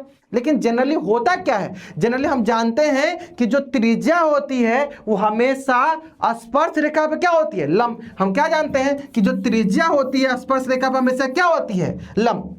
तो यहाँ पे त्रिज्या कौन सी है, ये O से P, यही तो मेरी त्रिज्या है। ये स्पर्श रेखा पे हमेशा क्या होगी, लंब। यानी एंगल OPB किसके बराबर, 90 डिग्री बराबर। इसका मतलब ये हुआ कि सर यानी आप बोल रहे हो OPB भी 90 डिग्री के बराबर और O डैश PB भी 90 डिग्री बराबर। ये तभी संभव है, ये कैसे पॉसिबल है कि ये भी हमारा 90 डिग्री के बराबर, ये भी हमारा 90 डिग्री के बराबर। ये तभी संभव है जब ये O डैश P और OP दोनों एक ही रेखा हो, दोनों एक ही जगह पे मिले, दोनों समपाती हो।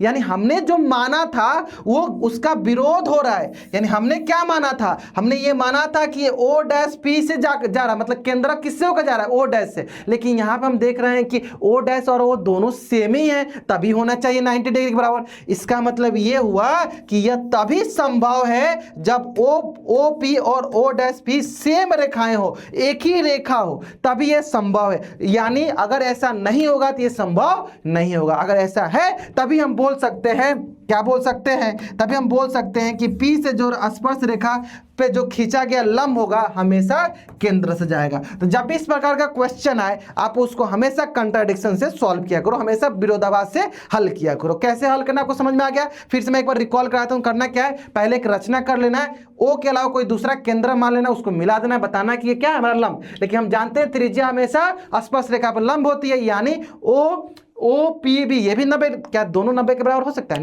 नहीं हो सकता। यानी विरोधाभास हो रहा है, यानी ये तभी संभव है जब दोनों रेखाएं सेम हो। बस इतना ध्यान देना आपको करने के लिए। क्लियर है। अगर इतना करते हो तो आपको 4 मार्क्स जरूर मिल जाएगा। चलिए बढ़ते हैं हम लोग नेक्स्ट क्वेश्चन की तरफ, और वो भी क्वेश्चन बहुत ही आसान सा क्वेश्चन है। और वो क्वेश्चन हमसे बोला गया है कि नीचे दिया हुआ बटन, मतलब ये जो हमारा समय दिया गया है, कक्षा के 30 विद्यार्थी का भार दर्शाया गया है। अच्छा चलो इसको अच्छे से कर लेते हैं। इसमें भार दर्शाया गया, ठीक है। और इसमें बोला गया क्या, हमारे माध्यक भार निकालना है। देखो मतलब माध्यक निकालना है, और हमें पता है जहां वर्गीकृत आंकड़ा होता है, जैसे ये देख रहे हो पूरा चीज सजाया गया है, यानी ग्रुप डेटा है, और जहां वर्गीकृत आंकड़ा होता है वहां डायरेक्ट हमें माध्यक का फॉर्मूला पता होना चाहिए। माध्यक का अगर फॉर्मूला हमें पता है तो हम आसानी से आंसर कर लेंगे। तो चलिए देखते हैं माध्यक का फॉर्मूला। और क्या होता है माध्यक का फॉर्मूला, सबसे पहला आप ये बताओ। चलो यही क्वेश्चन था हमारा, यही क्वेश्चन था हमारे पास, ये हमें वर्गीकृत आंकड़ा दिया गया।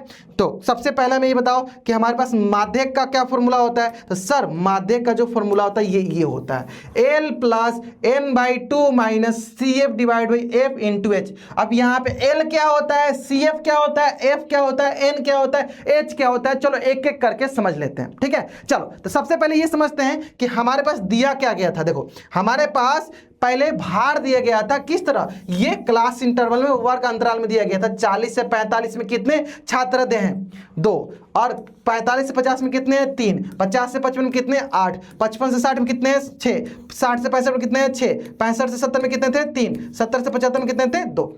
तो ये मतलब हमारे पास क्लास इंटरवल दे दिया, उसमें ये हमारे पास बराबरता दे दिया था। लेकिन हमें पता है माध्यक निकालते समय हमें संचयी बराबरता के बारे में जानना होता है, कम्युनिकेटिव फ्रीक्वेंसी के बारे में जानना होता है। और वो कैसे निकालते हैं ध्यान दो। यानी जो हमारे पास ये डेटा दिया था, ये हमारे हॉरिजॉन्टल लाइन में, इसको मैंने थोड़ा सा वर्टिकल रूप में लिख लिया। देखो ऐसे ये भार लिख दिया अपना, ये अपना छात्रों की संख्या लिख दिया है, ये फ्रीक्वेंसी।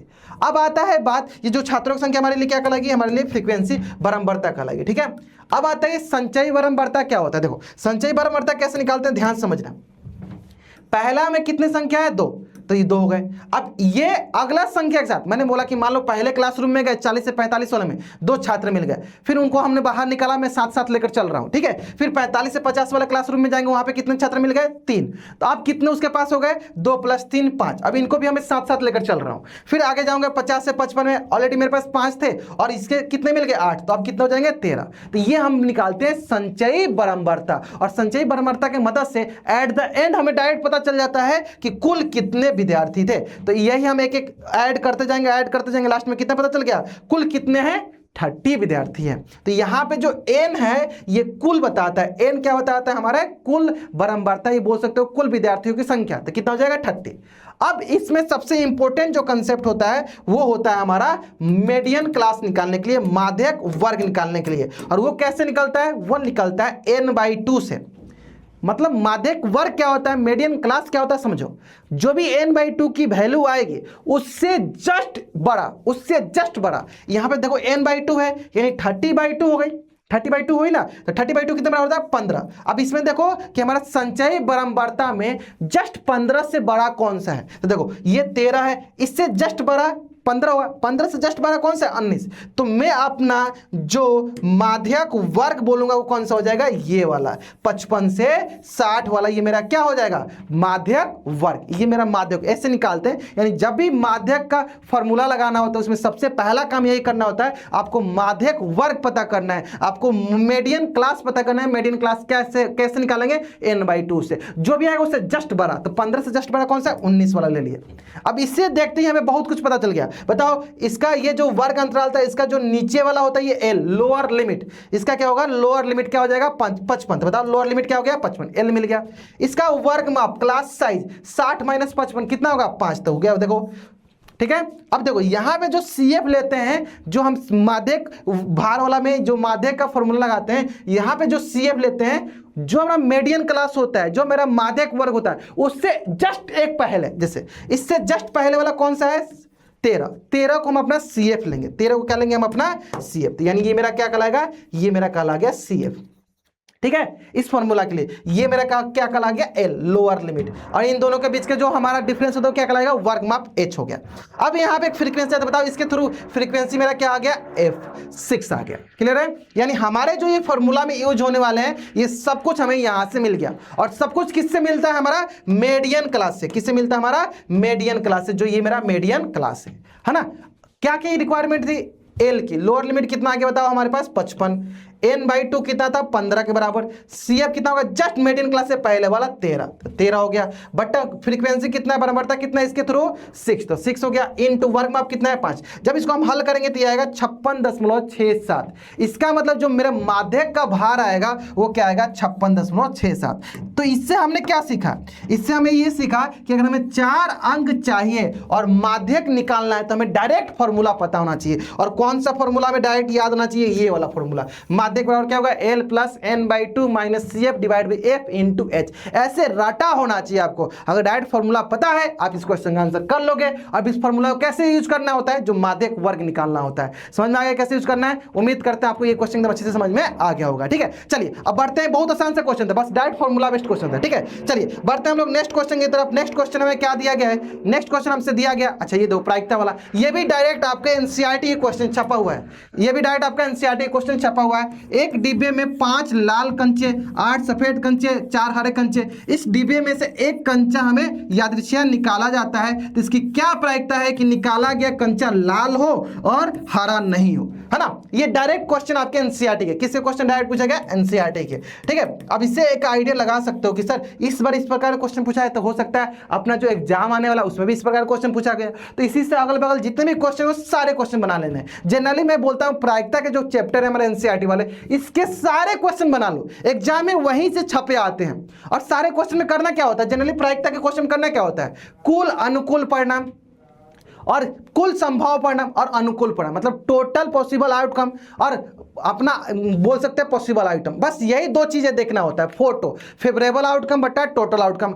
कुल अनुकूल परिणाम बट्टा कुल संभव परिणाम, बस इतना देखना होता है। अब देखो इस क्वेश्चन को कैसे सॉल्व करना है, मैं एक क्वेश्चन सॉल्व करके दिखाता हूं और वही अप्रोच प्रायिकता के हर क्वेश्चन को सॉल्व करने में हमें लगानी है। चलिए कैसे करना है, चलिए ध्यान दीजिए कैसे करना है, ध्यान दीजिए। देखिए ये क्वेश्चन दिया गया था, क्या क्या क्वेश्चन दिया गया था मैं एक बार पढ़ के बताता हूं। देखो क्वेश्चन दिया गया था एक डिब्बा था, तो मेरे लिए चलो ये डिब्बा हो गया, मेरे लिए क्या हो गया ये, चलो मेरा डिब्बा हो गया, क्या हो गया मेरा ये डिब्बा हो गया। और इस डिब्बे में क्या क्या चीज़ दिया गया, ध्यान दो, इस डिब्बे में क्या क्या दिया गया, मतलब लाल कंचे, तो मैंने 5 लाल कंचे कर दिया, ये मेरा 5 लाल कंचे हो गए। चलो लिख देते हैं, ये मेरा 5 हो गया लाल कंचे,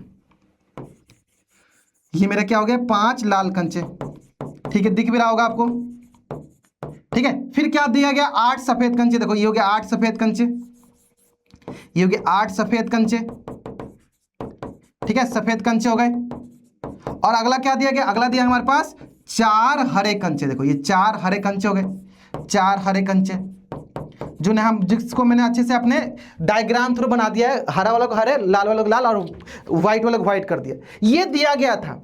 अब जैसे ये दिया, आगे हमें क्वेश्चन पढ़ने की नीड नहीं है, बस इतना समझ लो कि यहां पे कुल संभव परिणाम कितना होगा, ये टोटल आउटकम कितना है। तो सर ये सब जोड़ लो, डिब्बा में कितने गेंद कंचे हैं, तो 5 + 4 + 8, 8 × 4 = 12, 5 = 17। तो सबसे पहला यहां पढ़ने के बाद हम यही काम करते हैं, क्या, कुल संभव परिणाम निकाल लेते हैं। यानी हर क्वेश्चन में, प्रायिकता के हर क्वेश्चन में आपको पहला काम यही करना है, कुल संभव परिणाम निकाल लो।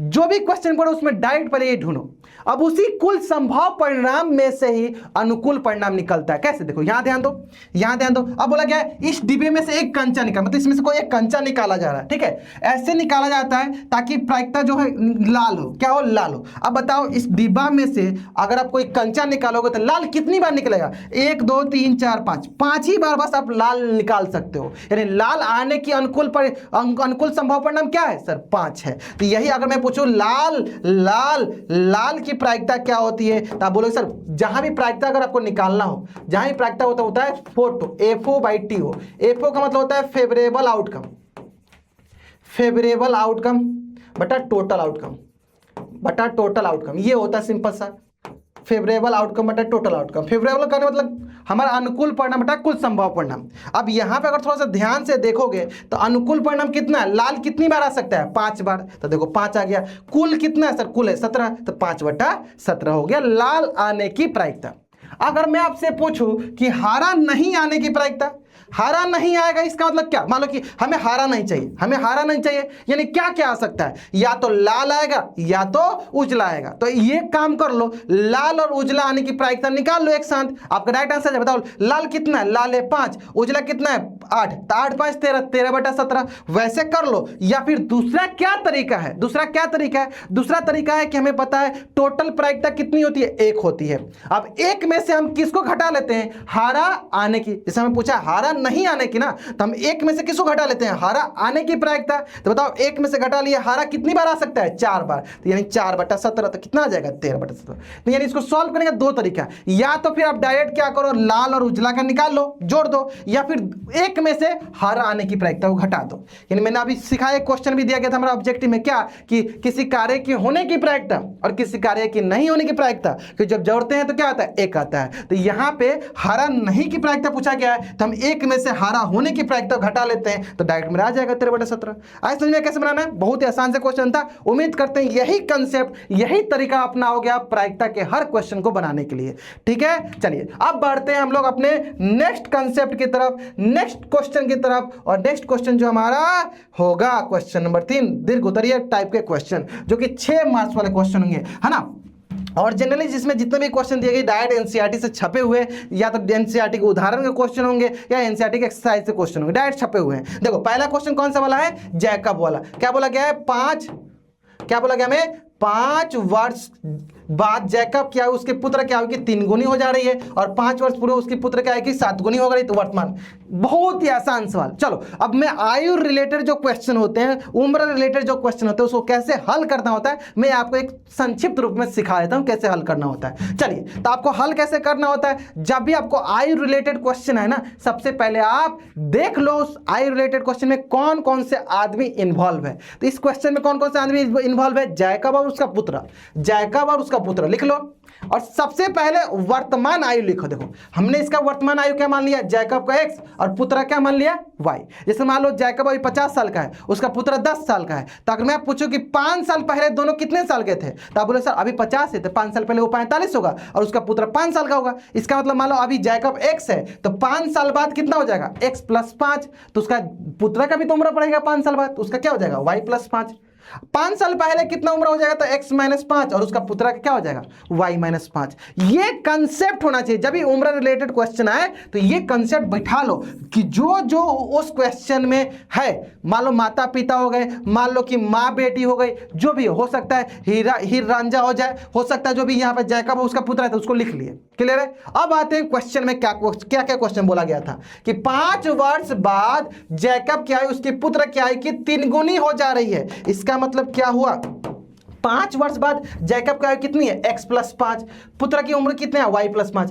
इसका ये 3 गुना है, इसका मतलब x + 5 बराबर 3 गुने उसके पुत्र की उम्र, इसका 3 गुना। इसको मैंने हल किया तो क्या इक्वेशन बन गया, x - 3y बराबर 10। ये पहला समीकरण आ गया। चलो दूसरा पढ़ते हैं। दूसरा क्या बोला है, 5 वर्ष पूर्व मतलब 5 वर्ष पहले क्या बोला गया, इसकी पुत्र की आयु की 7 गुनी, मतलब जो जैकब का उम्र है उसके पुत्र का उम्र का 7 गुना हो गया है। यानी बताओ 5 साल पहले जैकब का उम्र x - 5 था और उसके पुत्र का उम्र y - 5 था, उसका कितना गुना हो गया, 7 गुना। तो 7 से गुना कर दे, कितना आ जाएगा इसका समीकरण, x - 7y बराबर -30। दो इक्वेशन, दो समीकरण हल करने के बहुत सारे तरीके, प्रतिस्थापन लगा लो, विलोपन लगा दो, कोई भी मन लगा लो, ठीक है। तो मैंने यहाँ पे विलोपन विधि से इसको हल किया। हल करने के बाद मुझे y की वैल्यू आ गई। y कौन था, y उसका पुत्र था, कितना वर्ष आ गया था 5 साल, और x का कितना वैल्यू आ गया था मेरे पास 25, तो यानी जैकब की उम्र कितनी हो गई 25। समझ में आया ना। तो ये तरीका अपनाना है जब भी उम्र रिलेटेड क्वेश्चन आए, पहले उसका वर्तमान उम्र, फिर जितने जितने साल पहले जितने साल बाद पूछा गया उसको लिख लो, आराम से सॉल्व कर लो। आगे समझ में कैसे करना है। उम्मीद करता अगर आप इस प्रकार से सॉल्व करोगे तो आपको 6 नंबर जरूर मिल जाएगा, और ऐसे ही करना है। चलिए बढ़ते हैं नेक्स्ट क्वेश्चन की तरफ, जो अथवाला क्वेश्चन है, और ये बहुत ही फेमस क्वेश्चन है रेलगाड़ी की चाल निकालने के लिए, समय निकालने के लिए, दूरी निकालने के लिए, ठीक है। चलो इसको भी अच्छे से सिखाते हैं। क्या है, एक रेलगाड़ी 480 किलोमीटर की दूरी समान चाल, सबसे महत्वपूर्ण क्या है, समान चाल से तय करती है। यदि इसकी चाल 8 किलोमीटर घंटा कम हो जाती, तो चाल कम होगा तो समय बढ़ जाएगा, तो उसी दूरी को तय करने में 3 घंटे अधिक लग रही है। तो बताइए रेलगाड़ी की चाल क्या है। यहाँ पे मतलब कंडीशन क्या है, उसी दूरी, यानी यहाँ पे टोटल क्वेश्चन में दूरी चेंज नहीं हो रहा है, दूरी हमेशा 480 का 480 है। चलो सॉल्व कैसे करना है, बहुत ही आसान सा, जो बचपन में हमने फॉर्मूला पढ़ा था, चाल बराबर दूरी बटा समय, उसी का हमें उपयोग करके इसको हल करना है, ठीक है। चलो कैसे करेंगे ध्यान दो, पहले क्वेश्चन को समझ लेते हैं। क्वेश्चन में हुआ क्या था, देखो क्वेश्चन में हुआ क्या था कि एक रेलगाड़ी थी जिसकी चाल मान लो हमने बोल दिया x किलोमीटर प्रति घंटा की रफ्तार से चल रही है। कितना दूरी इसको तय करना है, यहां से यहां तक उसको 480 किलोमीटर की दूरी तय करनी है। कितनी दूरी तय करनी है, उसको 480 किलोमीटर की दूरी तय करनी है, ठीक है। जिसमें उसको मान लो टी आवर लग रहा है, टी घंटे के समय लग रही है। फिर से सुनो, x किलोमीटर घंटा का चाल से चल रहा था, कितना दूरी तय करना था 480, कितना समय लगा उसको t समय। तो चाल बराबर क्या होता है, दूरी बटा समय। दूरी कितना है 480 बटा t, तो यहां से t की वैल्यू क्या आ गई 480 बटा x। ये पहला समीकरण समझ में एकदम अच्छे से आ गया होगा। चलो बढ़ते हैं दूसरे पे। इसका कुछ देर बाद कंडीशन क्या हुआ कि इसने अपने चाल को घटाया, कितना घटाया, 8 किलोमीटर प्रति घंटा से कम किया। यानी पहले x था तो अब कितना हो जाएगा, x - 8 by x - 8 kilometre per hour. ये चाल को क्या किया, कम कर दिया। जब चाल को कम करें तो मेरा टाइम क्या होगा, बढ़ जाएगा। तो टाइम कितना बढ़ गया है, 3 घंटा अधिक। यानी पहले t लग रहा था, अब कितना लगेगा, t + 3 लगेगा। लेकिन दूरी हमेशा सेम है, बोला ना। देखो उसी दूरी यानी पहले भी 480 किलोमीटर, अभी भी 480 किलोमीटर ही जा रहा है, दूरी सेम है। यहां पे वही काम, चाल बराबर दूरी बटा समय, चाल बराबर दूरी बटा समय, दूरी बटा समय। बताओ दूरी कितना है 480, लेकिन समय अभी t + 3 हो गया, और चाल कितना है x - 8 है। सिंपल। तो यहां से ये दूसरा समीकरण हो गया। अब देखो हमें निकालना क्या था, हम क्वेश्चन में रेलगाड़ी की चाल निकाली थी, और रेलगाड़ी की चाल को हमने शुरू में क्या मान लिया है, x किलोमीटर पर आवर, यानी हमें कुल मिला के x की वैल्यू चाहिए, कुल मिला किसकी वैल्यू चाहिए, x की वैल्यू। तो यानी हम यहां से t को गायब कर दें तो x मिल जाएगा। तो यही मैंने काम किया यहां पे, देखो t बराबर 480/x है, इसको मैंने यहां से उठाया, उठा के हमने क्या किया, दूसरे समीकरण में यहां t के पास पुट कर दिया। ठीक है, अब आपके ऊपर हो सकता है सॉल्व करने का तरीका, या तो विलोपन विधि से कर लो या तो प्रतिस्थापन। मैं यहां पे प्रतिस्थापन कर रहा हूं, t की मान को उठा रहा हूं और उठा के दूसरे समीकरण में रख दे रहा हूं। देखो वही लिखा मैंने, t के मान को समीकरण 2 में रखने पर, तो यहां पे t की जगह पर मैंने रख दिया, तो ये एक समीकरण बन गया था। लास्ट में इसको जब मैंने हल किया तो ये एक ऐसा समीकरण बन गया था, एक्स स्क्वायर माइनस का 1280 माइनस 8x बराबर 0। लेकिन ये क्या व्यापक रूप में लिखा है, नहीं सर, 8x पहले रहेगा, तो इसको मैंने लिख लिया एक्स स्क्वायर माइनस का 8x और माइनस का 1280 बराबर 0। जब इसको मैंने सॉल्व किया मध्य पद विभाजन विधि द्वारा, तो x का 2 वैल्यू आया, x बराबर आया माइनस का 32 और x बराबर आया 40। अब मेरा क्वेश्चन यहां पे ये है कि क्या चाल निगेटिव ऋणात्मक होगा, नहीं, चाल ऋणात्मक नहीं हो सकता है, यानी यहां पे x बराबर माइनस का 32 किलोमीटर नहीं होगा, क्या हो जाएगा, x बराबर 40 किलोमीटर प्रति घंटा। तो वही मैंने यहां लिख दिया कि रेलगाड़ी की चाल क्या होगी, 40 किलोमीटर प्रति घंटा। ठीक है, समझ में आ गया। तो देखो ये 6 नंबर का क्वेश्चन था, इसलिए हो सकता है कि थोड़ा सा आपको ये समीकरण सॉल्व करने में थोड़ा टाइम लग जाए, लेकिन ज्यादा नंबर ऑफ क्वेश्चन की प्रैक्टिस कर लोगे इस प्रकार का तो वो भी टाइम नहीं लगेगा। आसान सा क्वेश्चन था, अगर अच्छे से आपको कंसेप्ट समझ में आ जाएगा, समझ में आ गया। अब देखो मैंने कितना प्यार से अच्छे से आपके लिए डायग्राम बनाकर दिखाया है, ताकि आप समझ सको कैसे क्वेश्चन सॉल्व करना होता है। अगर आप इस प्रकार से एग्जाम में बनाते हो तो एग्जामिनर को भी लगेगा कि हाँ बेटा को अच्छे से समझ में आ गया, अच्छे से उसको कंसेप्ट पता है कैसे सॉल्व किया जाता है। समझ में आ गया, उम्मीद करते हैं अच्छे से ये क्वेश्चन समझ में आ गया होगा। चलो बढ़ते हैं हम लोग नेक्स्ट क्वेश्चन की तरफ, और वो भी क्वेश्चन बहुत ही अच्छा सा क्वेश्चन है, और वो क्वेश्चन क्या बोला जा रहा है हमसे, आ जाओ क्वेश्चन नंबर 4 पे। और ये हमारा त्रिकोणमिति का अनुप्रयोग से क्वेश्चन पूछा गया। त्रिकोणमिति का अनुप्रयोग से क्या पूछा गया, ध्यान दो। इसमें बोला गया एक 80 मीटर चौड़ी सड़क के दोनों ओर आमने सामने समान लंबाई, देखो ये इंपॉर्टेंट क्या है, समान लंबाई के 2 खंबे, मतलब 80 मीटर होगा, उसके सामने 2 खंबे खड़े किए गए, समान लंबाई के, दोनों समान लंबाई के। ठीक है, इन दोनों खंभों के बीच की जो सड़क एक बिंदु से, अच्छा इन दोनों के बीच में कोई बिंदु है जहां से उसको देख रहे हैं उसके खंबे को, तो उसका उन्नयन कोण दिया हुआ कुछ, देखो 60 डिग्री दिया है, 30 डिग्री दिया गया है, तो खंभों की ऊंचाई और खंभों के बीच की जो बिंदु उससे दूरी कितनी है। बहुत ही आसान सवाल है, ये भी आप देखोगे एनसीईआरटी से छपा हुआ क्वेश्चन है। एनसीईआरटी के 8.1 जो सॉरी 9.1 जो होगा उससे डायरेक्ट ये क्वेश्चन पूछा गया, एनसीईआरटी के एक्सरसाइज से सवाल है। तो ऐसे सवाल देखते ही हमें पता हो जाना चाहिए, अच्छा ये एनसीईआरटी वाला है। ठीक है, ऐसे हमें प्रैक्टिस करना है, ऐसे हमें क्वेश्चन की प्रैक्टिस करना है, ताकि हमें सवाल तक ही पता हो जाना चाहिए कि कहां से सवाल पूछा गया है। ठीक है, तो चलिए देखते हैं इसको हम अच्छे से सॉल्व करते हैं, है ना। चलिए तो देखो इससे इसको भी देखो कितने अच्छे से मैंने डायग्राम बनाया आपके लिए, ताकि आपको अच्छे से समझ में आ सके। चलो आ जाओ, सबसे पहला काम क्या किया गया है,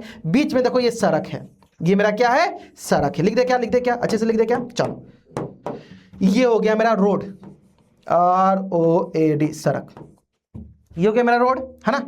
अब आ जाओ, ये मेरा रोड हो गया, इसके दोनों तरफ खंबे समान ऊंचाई के, देखो लिखा क्या गया, सामने सामने समान लंबाई के, तो मैंने एक खंबा ये ले लिया, दूसरा खंबा ये ले लिया। ठीक है, दोनों की हाइट कितनी है, HS, दोनों की हाइट कितनी है, HS, समान लंबाई के इनके खंबा खड़े थे।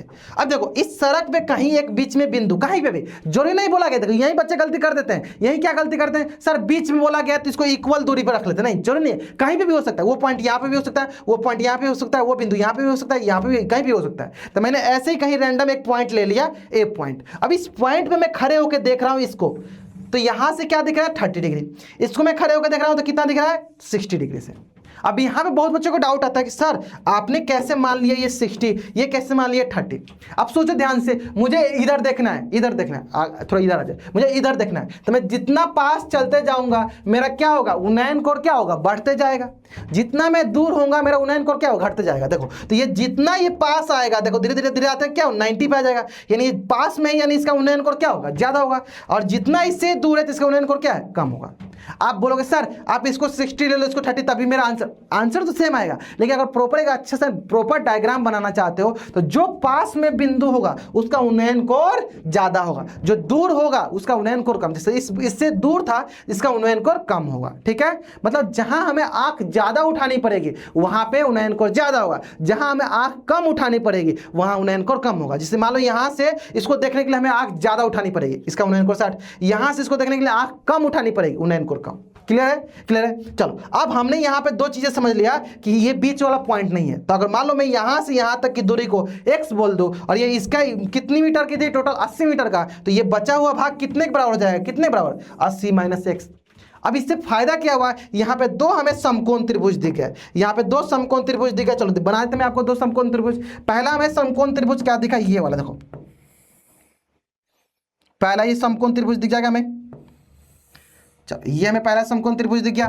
दूसरा समकोण त्रिभुज हमें ये दिख जाएगा, रुक जाओ ये, ठीक है,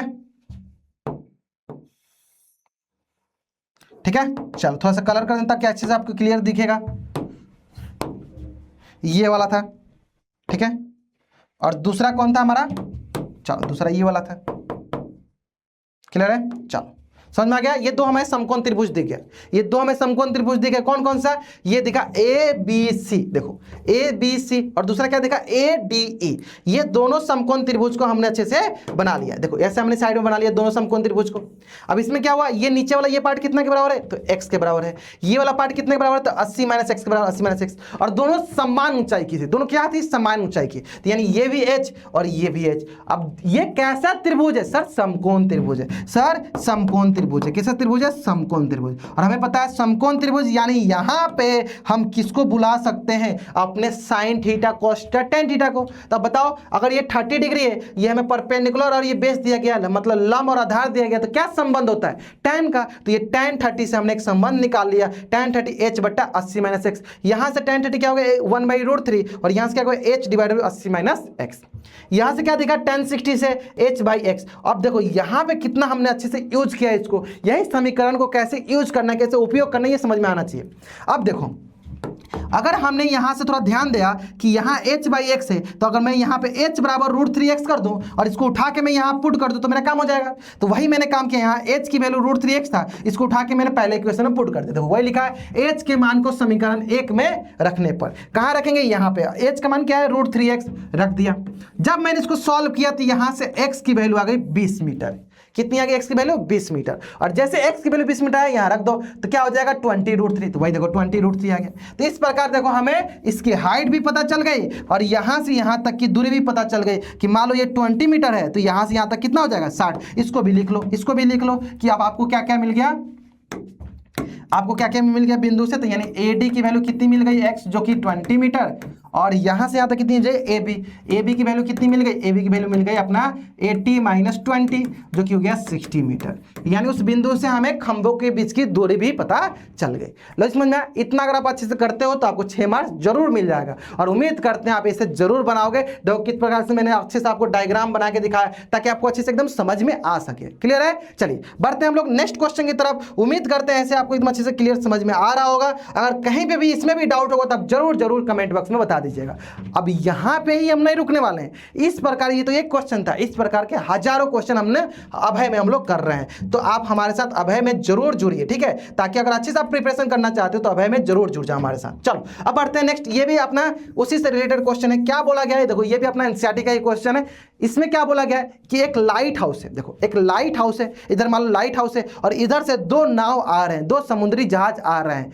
तो हम अगर लाइट हाउस पे खड़े होकर देखेंगे इसको तो अवनमन कोण होगा। ऊपर से नीचे देखते हैं तो क्या होता है, अवनमन कोण। तो वही क्वेश्चन बोला गया है, समुद्र तल से 75 मीटर ऊंची लाइट हाउस के शिखर से देखने पर दो समुद्री जहाजों का अवनमन कोण 30 डिग्री 45 डिग्री यदि लाइट हाउस के एक ही ओर, दोनों जहाज के एक ही ओर से आ रहा है, दोनों एक ही ओर से आ रहा है, ठीक है, एक दूसरे के ठीक पीछे हो, तो दोनों जहाजों के बीच की दूरी क्या है। चलिए इसको भी देख लेते हैं, इसको भी अच्छे से समझ लेते हैं और इसका डायग्राम भी हम अच्छे से आपको दिखा देते हैं। देखो ये था मेरा लाइट हाउस। देखो मैंने लाइट बना भी रखा, देखो लिख भी देते, चलो लिख भी देते हैं, बाकी आपको समझ में आ गया। ये क्या मेरा लाइट हाउस, लाइट हाउस, ठीक है, ये मेरा हो गया लाइट हाउस।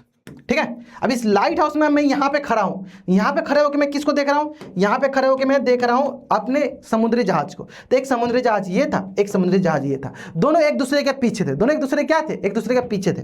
अब समझो, तो ये बोला दोनों एक दूसरे के पीछे हैं, तो बताओ कौन सा जो हमारा अनमन कोण होगा। तो अनमन कोण हमेशा यहां से देखते हैं, देखो ये क्षैतिज रेखा से, क्षैतिज रेखा से, तो जो कम होगा वो 30 डिग्री वाला होगा, यानी जो पीछे वाला होगा वो कितने डिग्री पे है, 30 डिग्री पे। जो इसके जस्ट आगे वाला वो कितने डिग्री पे होगा, 45 डिग्री। ये अनमन कोण है।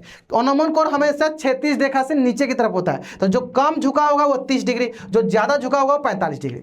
लेकिन फिर इससे हमें कोई समकोण त्रिभुज बन नहीं रहा था, तो मैंने एक तरीका लगाया। अच्छा ये लाइन और ये लाइन, दोनों लाइन क्या होगा, समांतर होगा क्या, ये दोनों लाइन समांतर होगा क्या, हाँ बोलेंगे हाँ होगा। तो ये रेखा किस तरह काम करेगा, ये रेखा हमारा तिर्यक रेखा की तरह काम करेगा। तो ये वाला एंगल और ये वाला एंगल किस तरह का हो जाएंगे, एकांतर कोण। यानी अगर मान लो ये 30 है तो ये भी क्या हो जाएगा 30। अब देखो ये टोटल का टोटल 45 है, तो ये टोटल कितना हो जाएगा 45। लॉजिक समझ में आया। तो इसको मैंने ऐसे क्यों किया, ऐसा इसलिए किया ताकि एक त्रिभुज के अंदर आ जाए, समकोण त्रिभुज के अंदर आ जाए। अब बहुत बच्चों के मन में ये भी आएगा, सर ये 30 था तो आप इसको 60 कर लो, हाँ कर सकते हो। ये 45 था तो इसको 45 कर लो, कर सकते हो। वहां से भी सही सेम ही आंसर आएगा, ठीक है, वो भी आप काम कर सकते हो, ठीक है। लेकिन ज्यादा आसान ये हो जाता है एकांतर कोण वाला, ये कर सकते हो। अब आता है बात कि हल क्या करना था, निकालना क्या है, निकालना है इन दोनों जहाजों के बीच की दूरी। तो मान लो ये ए बिंदु है, ये बी बिंदु है, तो इनके बीच की दूरी को हमने क्या बोल दिया, x। हमें ये निकालना है, ठीक है। अब हमें ध्यान से अगर देखोगे, ध्यान से अगर आप ऑब्जर्व करोगे तो यहां पे दो समकोण त्रिभुज बन रहा है। पहला देखो ये बन रहा है ACD, देखो ये वाला त्रिभुज बन रहा है पहला ACD, ठीक है। और दूसरा कौन सा त्रिभुज बन रहा है, देखो यहां से स्टार्ट हो रहा है DBC, DBC, ये दूसरा समकोण त्रिभुज बन रहा है। अब इन्हीं दोनों त्रिभुज को देखो मैंने अच्छे से बना दिया है, DCB DCA। और DCA में देखो ये 45 डिग्री था, 45 डिग्री, डी इसमें क्या था 30 डिग्री, 30 डिग्री। और ये लाइट हाउस की कितनी मीटर हाइट थी, 75। अब देखो यहां से यहां को हमने क्या मान लिया y, और यहां से यहां तक कितना था x। अब बताओ यहां से C से B के बीच की दूरी क्या हो गई, सर x प्लस वाई, दो टोटल क्या हो जाएगा x प्लस वाई। तो देखो क्या हो जाएगा x प्लस वाई। जैसे हमारा समकोण त्रिभुज बना मेरे लिए, तो मेरा क्वेश्चन ही आसान हो गया। देखो जैसे मेरा समकोण त्रिभुज बना मेरे लिए क्वेश्चन आसान हो गया। अब क्या करेंगे हम, अब क्या करेंगे, इसकी मदद से हम y की वैल्यू निकाल लिए। कैसे बताओ, tan 45 क्या होता है, लंब बटा आधार, 75 बटा वाई। यहां से y की वैल्यू कितनी आ गई, 75 मीटर। y की वैल्यू कितनी आ गई, बोले सर 75 मीटर। और जैसे y की वैल्यू मुझे मिला, हम क्या करेंगे, उसको उठाकर दूसरे वाले में रख देंगे। तो बताओ यहां से tan 30 किसके बराबर, 75 बटा y प्लस एक्स। और यहां पे जैसे y प्लस एक्स था तो हमने क्या किया, y की वैल्यू को उठा के यहां रख दिया। चलो वही लिखा हुआ देखो, y के मान रखने पर ये आ गया। और यहां से जैसे मैंने x को सॉल्व किया, x क्या आ गया मेरे पास, 75 इंटू √3 - 1 मीटर। देखो बस अगर दो हमारे पास जब भी त्रिकोणमिति का अनुप्रयोग से क्वेश्चन आएंगे, अगर आपने डायग्राम एकदम मस्त बना लिया, एकदम सही बना लिया, तो आपका क्वेश्चन एकदम आसानी से सॉल्व हो जाएगा। अधिकतर बच्चे डायग्राम ही नहीं बनाते हैं। तो देखो डायग्राम को अगर अच्छे से आपने समझ लिया, यहाँ पे अवनमन कोण था, यहाँ पे अवनमन कोण बोला है, अगर आपने अच्छे से समझ लिया तो आप क्वेश्चन को आसानी से सॉल्व कर लोगे। अब यहीं पे प्रॉब्लम होता है, उनको यही नहीं समझ में आता है कि 30 डिग्री कहाँ से बोला गया, 45 डिग्री कहाँ से बोला गया। लेकिन अगर आप ये एकदम अच्छे से सीखना चाहते हो, इस पर और ज्यादा क्वेश्चन की प्रैक्टिस करना चाहते हो, तो हमसे अभय में मिल लो, ठीक है। चलो बढ़ते हैं नेक्स्ट क्वेश्चन की तरफ। और वो क्वेश्चन कौन सा है, वो क्वेश्चन अपना अगला, वो क्वेश्चन कौन सा है अपना, चलो देख लेते हैं। वो क्वेश्चन अपना है, चलो हाँ 5 नंबर वाला। अरे अभी जो पृष्ठीय क्षेत्रफल वाला, ये तो और आसान से क्वेश्चन है, बस डायग्राम सही होना चाहिए, बस डायग्राम सही होना चाहिए। चलो क्या बोला गया, ध्यान दो। ऊंचाई 2.4 मीटर, व्यास 1.4 सेंटीमीटर, एक ठोस बेलन है, एक कोई ठोस बेलन है, इसकी ऊंचाई इसी व्यास वाला एक, अच्छा इसी सेम ऊंचाई वाला एक शंक्वाकार खोल कैविटी काट लिया जाता है। तो शेष बचे ठोस को निकटतम वर्ग सेंटीमीटर तक पृष्ठीय क्षेत्रफल ज्ञात कीजिए। बहुत ही आसान सा, एक मतलब बेलन दिया गया है, उसी बेलन में से हमें शंकु को काट के निकालना है। कैसे निकालना, चलो ध्यान दो, देखो समझो, देखो इसका डायग्राम देखो, इसका डायग्राम देखो।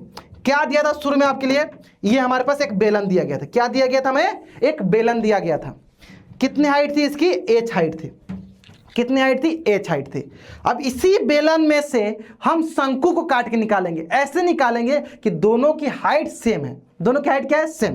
देखो हाइट कितनी है, h, और h हाइट वाला ही शंकु हम इसी में से निकाल रहे हैं। h हाइट वाला ही शंकु, तो कैसे निकलेगा, h हाइट वाला शंकु कैसे निकलेगा, अगर आप थोड़ा सा ध्यान से देखोगे। चलो मैं थोड़ा सा इसमें आपको करके दिखाता हूँ, विजुलाइज करके दिखाता हूँ, ताकि अच्छे से समझ में आ पाए आपको, ठीक है। चलो देखो देखो देखो देखो देखो देखो देखो, हमने इसको यहां से उठाया, अब देखो यहां पे ये ऐसे था, दिख रहा है, ऐसे था, ऐसे हमने इसको लिया और इसको मैंने यहां से बाहर किया, बाहर किया तो किस प्रकार को आकृति दिखेगा, इस प्रकार का।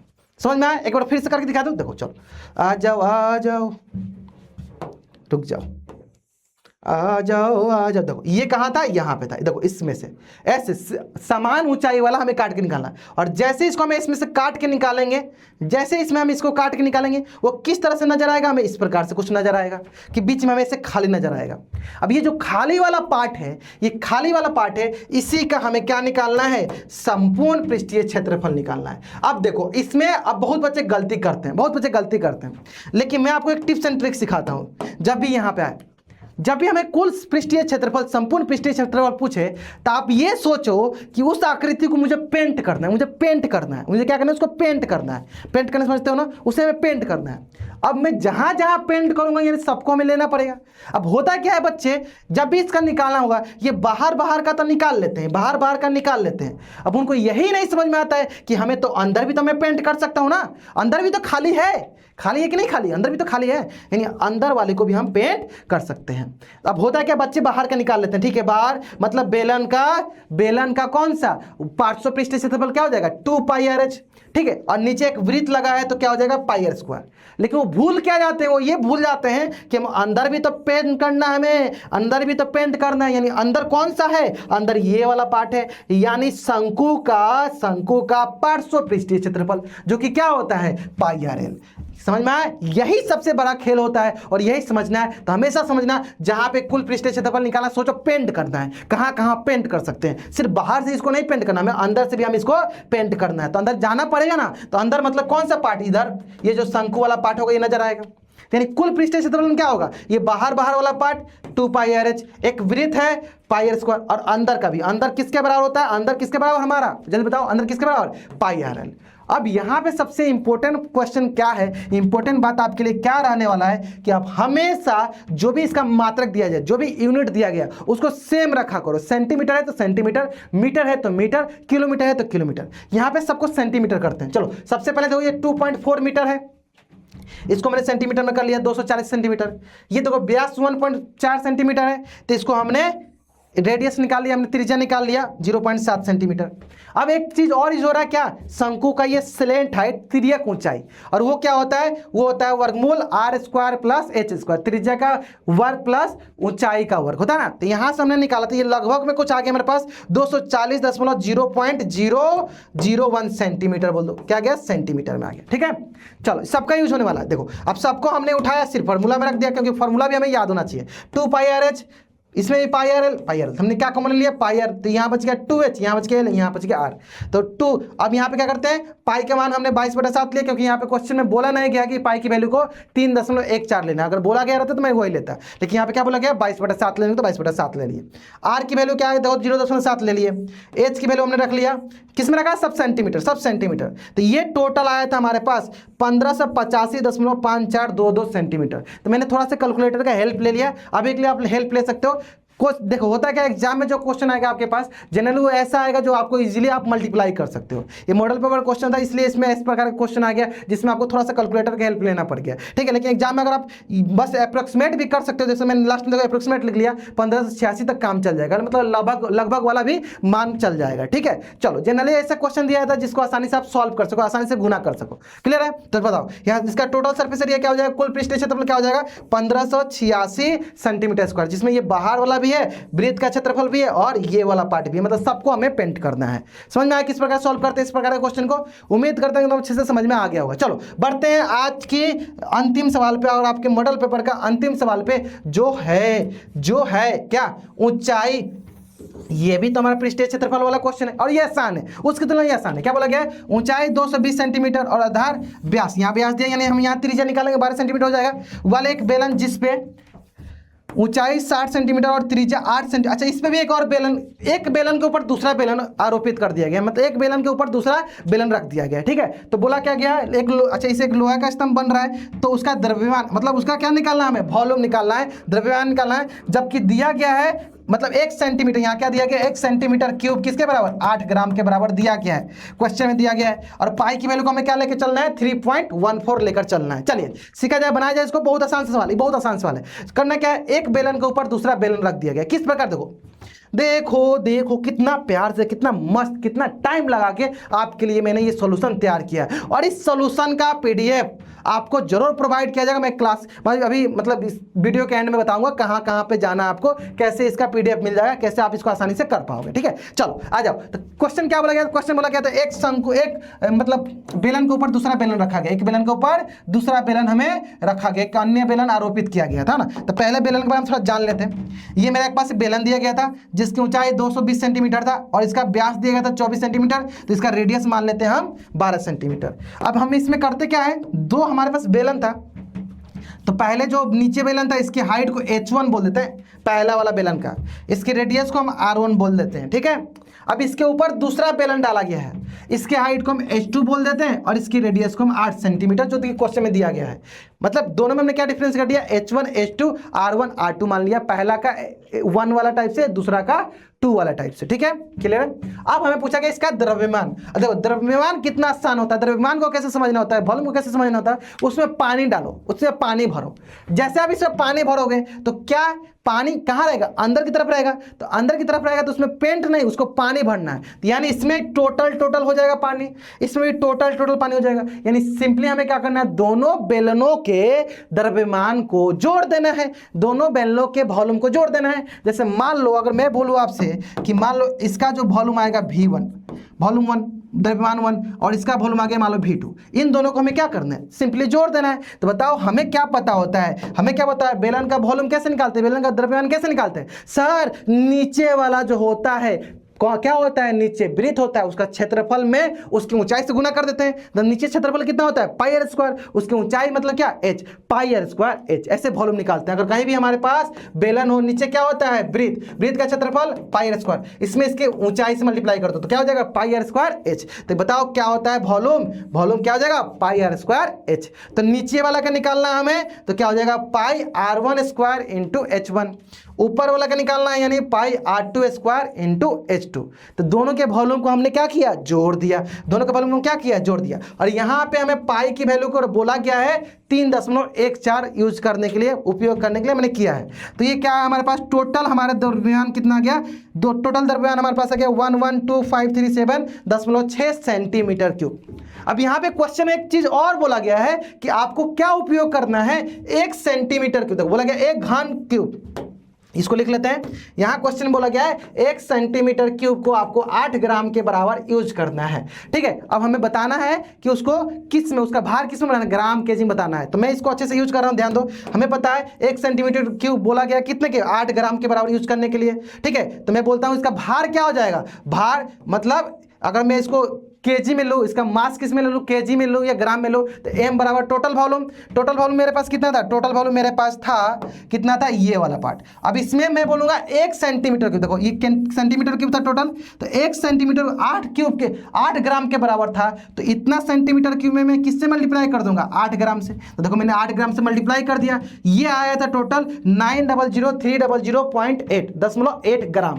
लेकिन मैं इसको केजी में बदल दिया, केजी में बदलने के लिए क्या करेंगे, 1000 से भाग दे देंगे, तो ये क्या बन जाएगा, टोटल कितना द्रव्यमान आ जाएगा 900.308 केजी। इसका मैंने किस में द्रव्यमान निकाल दिया, केजी में। ठीक है, लेकिन हो सकता है एग्जाम में आप डायरेक्ट इसके बाद इंटू 8 ग्राम में भी कर सकते हो, डायरेक्ट ग्राम में कर सकते हो। अब जरूरी नहीं है कि आप इसको दशमलव में ही रखो, आप इसको लगभग में भी बता सकते हो कि ठीक है लगभग कितना हो गया 900 ग्राम, 900 केजी लगभग बता सकते हो। ठीक है, ये आपको एग्जाम में कर सकते हो, क्योंकि एग्जाम में उतना हम लोग डेसिमल को गुना करने नहीं जाएंगे, जनरली लगभग में दिखा देंगे। तो यहाँ बता देंगे लगभग में कितना टोटल वॉल्यूम हो जाएगा, तो बता देंगे 112,537, इतना लगभग वॉल्यूम हो जाएगा। क्लियर है, तो ये था हमारा मॉडल पेपर, है ना। और इसी के साथ आपका ये जो मॉडल पेपर जो है, ये मॉडल पेपर जो है इसका जो है द एंड हो गया, इसका क्या हो गया, द एंड। तो क्या आपका यहीं पे सिर्फ समापन होगा, नहीं।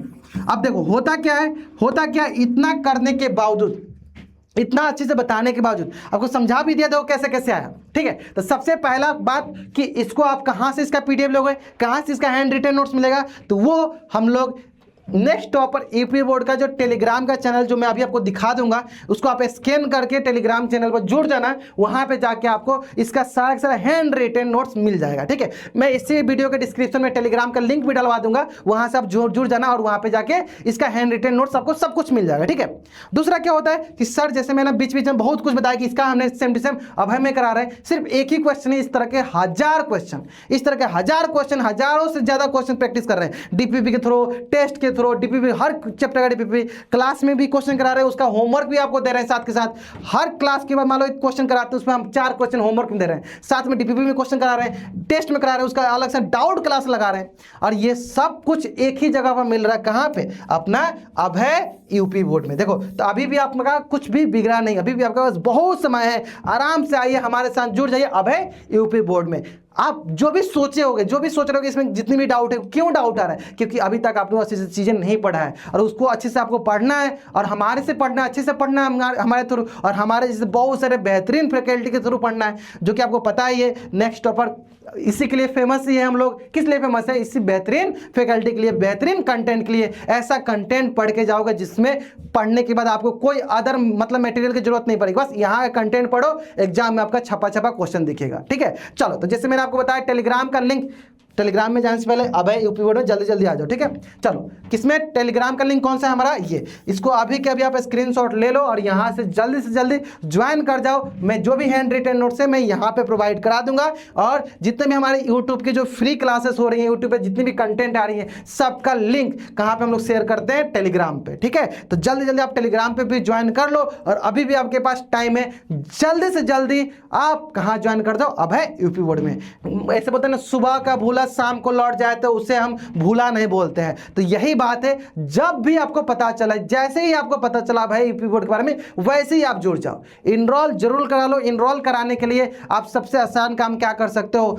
इसी वीडियो के डिस्क्रिप्शन में आपको उसका लिंक मिल जाएगा इनरोल कराने के लिए, इनरोल हो जाओ। या फिर दूसरा काम क्या कर सकते हो? Next topper application play store से डाउनलोड करो, और जैसे डाउनलोड करोगे आपको सामने ही दिख जाएगा अभय यूपी बोर्ड, और वहीं पे जाके आपको इनरोल हो जाना है। तो चलो मिलते हैं हम लोग अभय यूपी बोर्ड में। तो ऐसे ही कंटेंट के साथ हम लोग वहां पे उपस्थित हो रहे हैं, रोज क्लासेस चल रही है, रोज प्रैक्टिस चल रहा है। तो जल्दी आप जल्दी आ जाओ, जल्दी आ जाओ। कहां पे? अभय यूपी बोर्ड में। चलो ओके, बाय एवरीवन, शुक्रिया एवरीवन।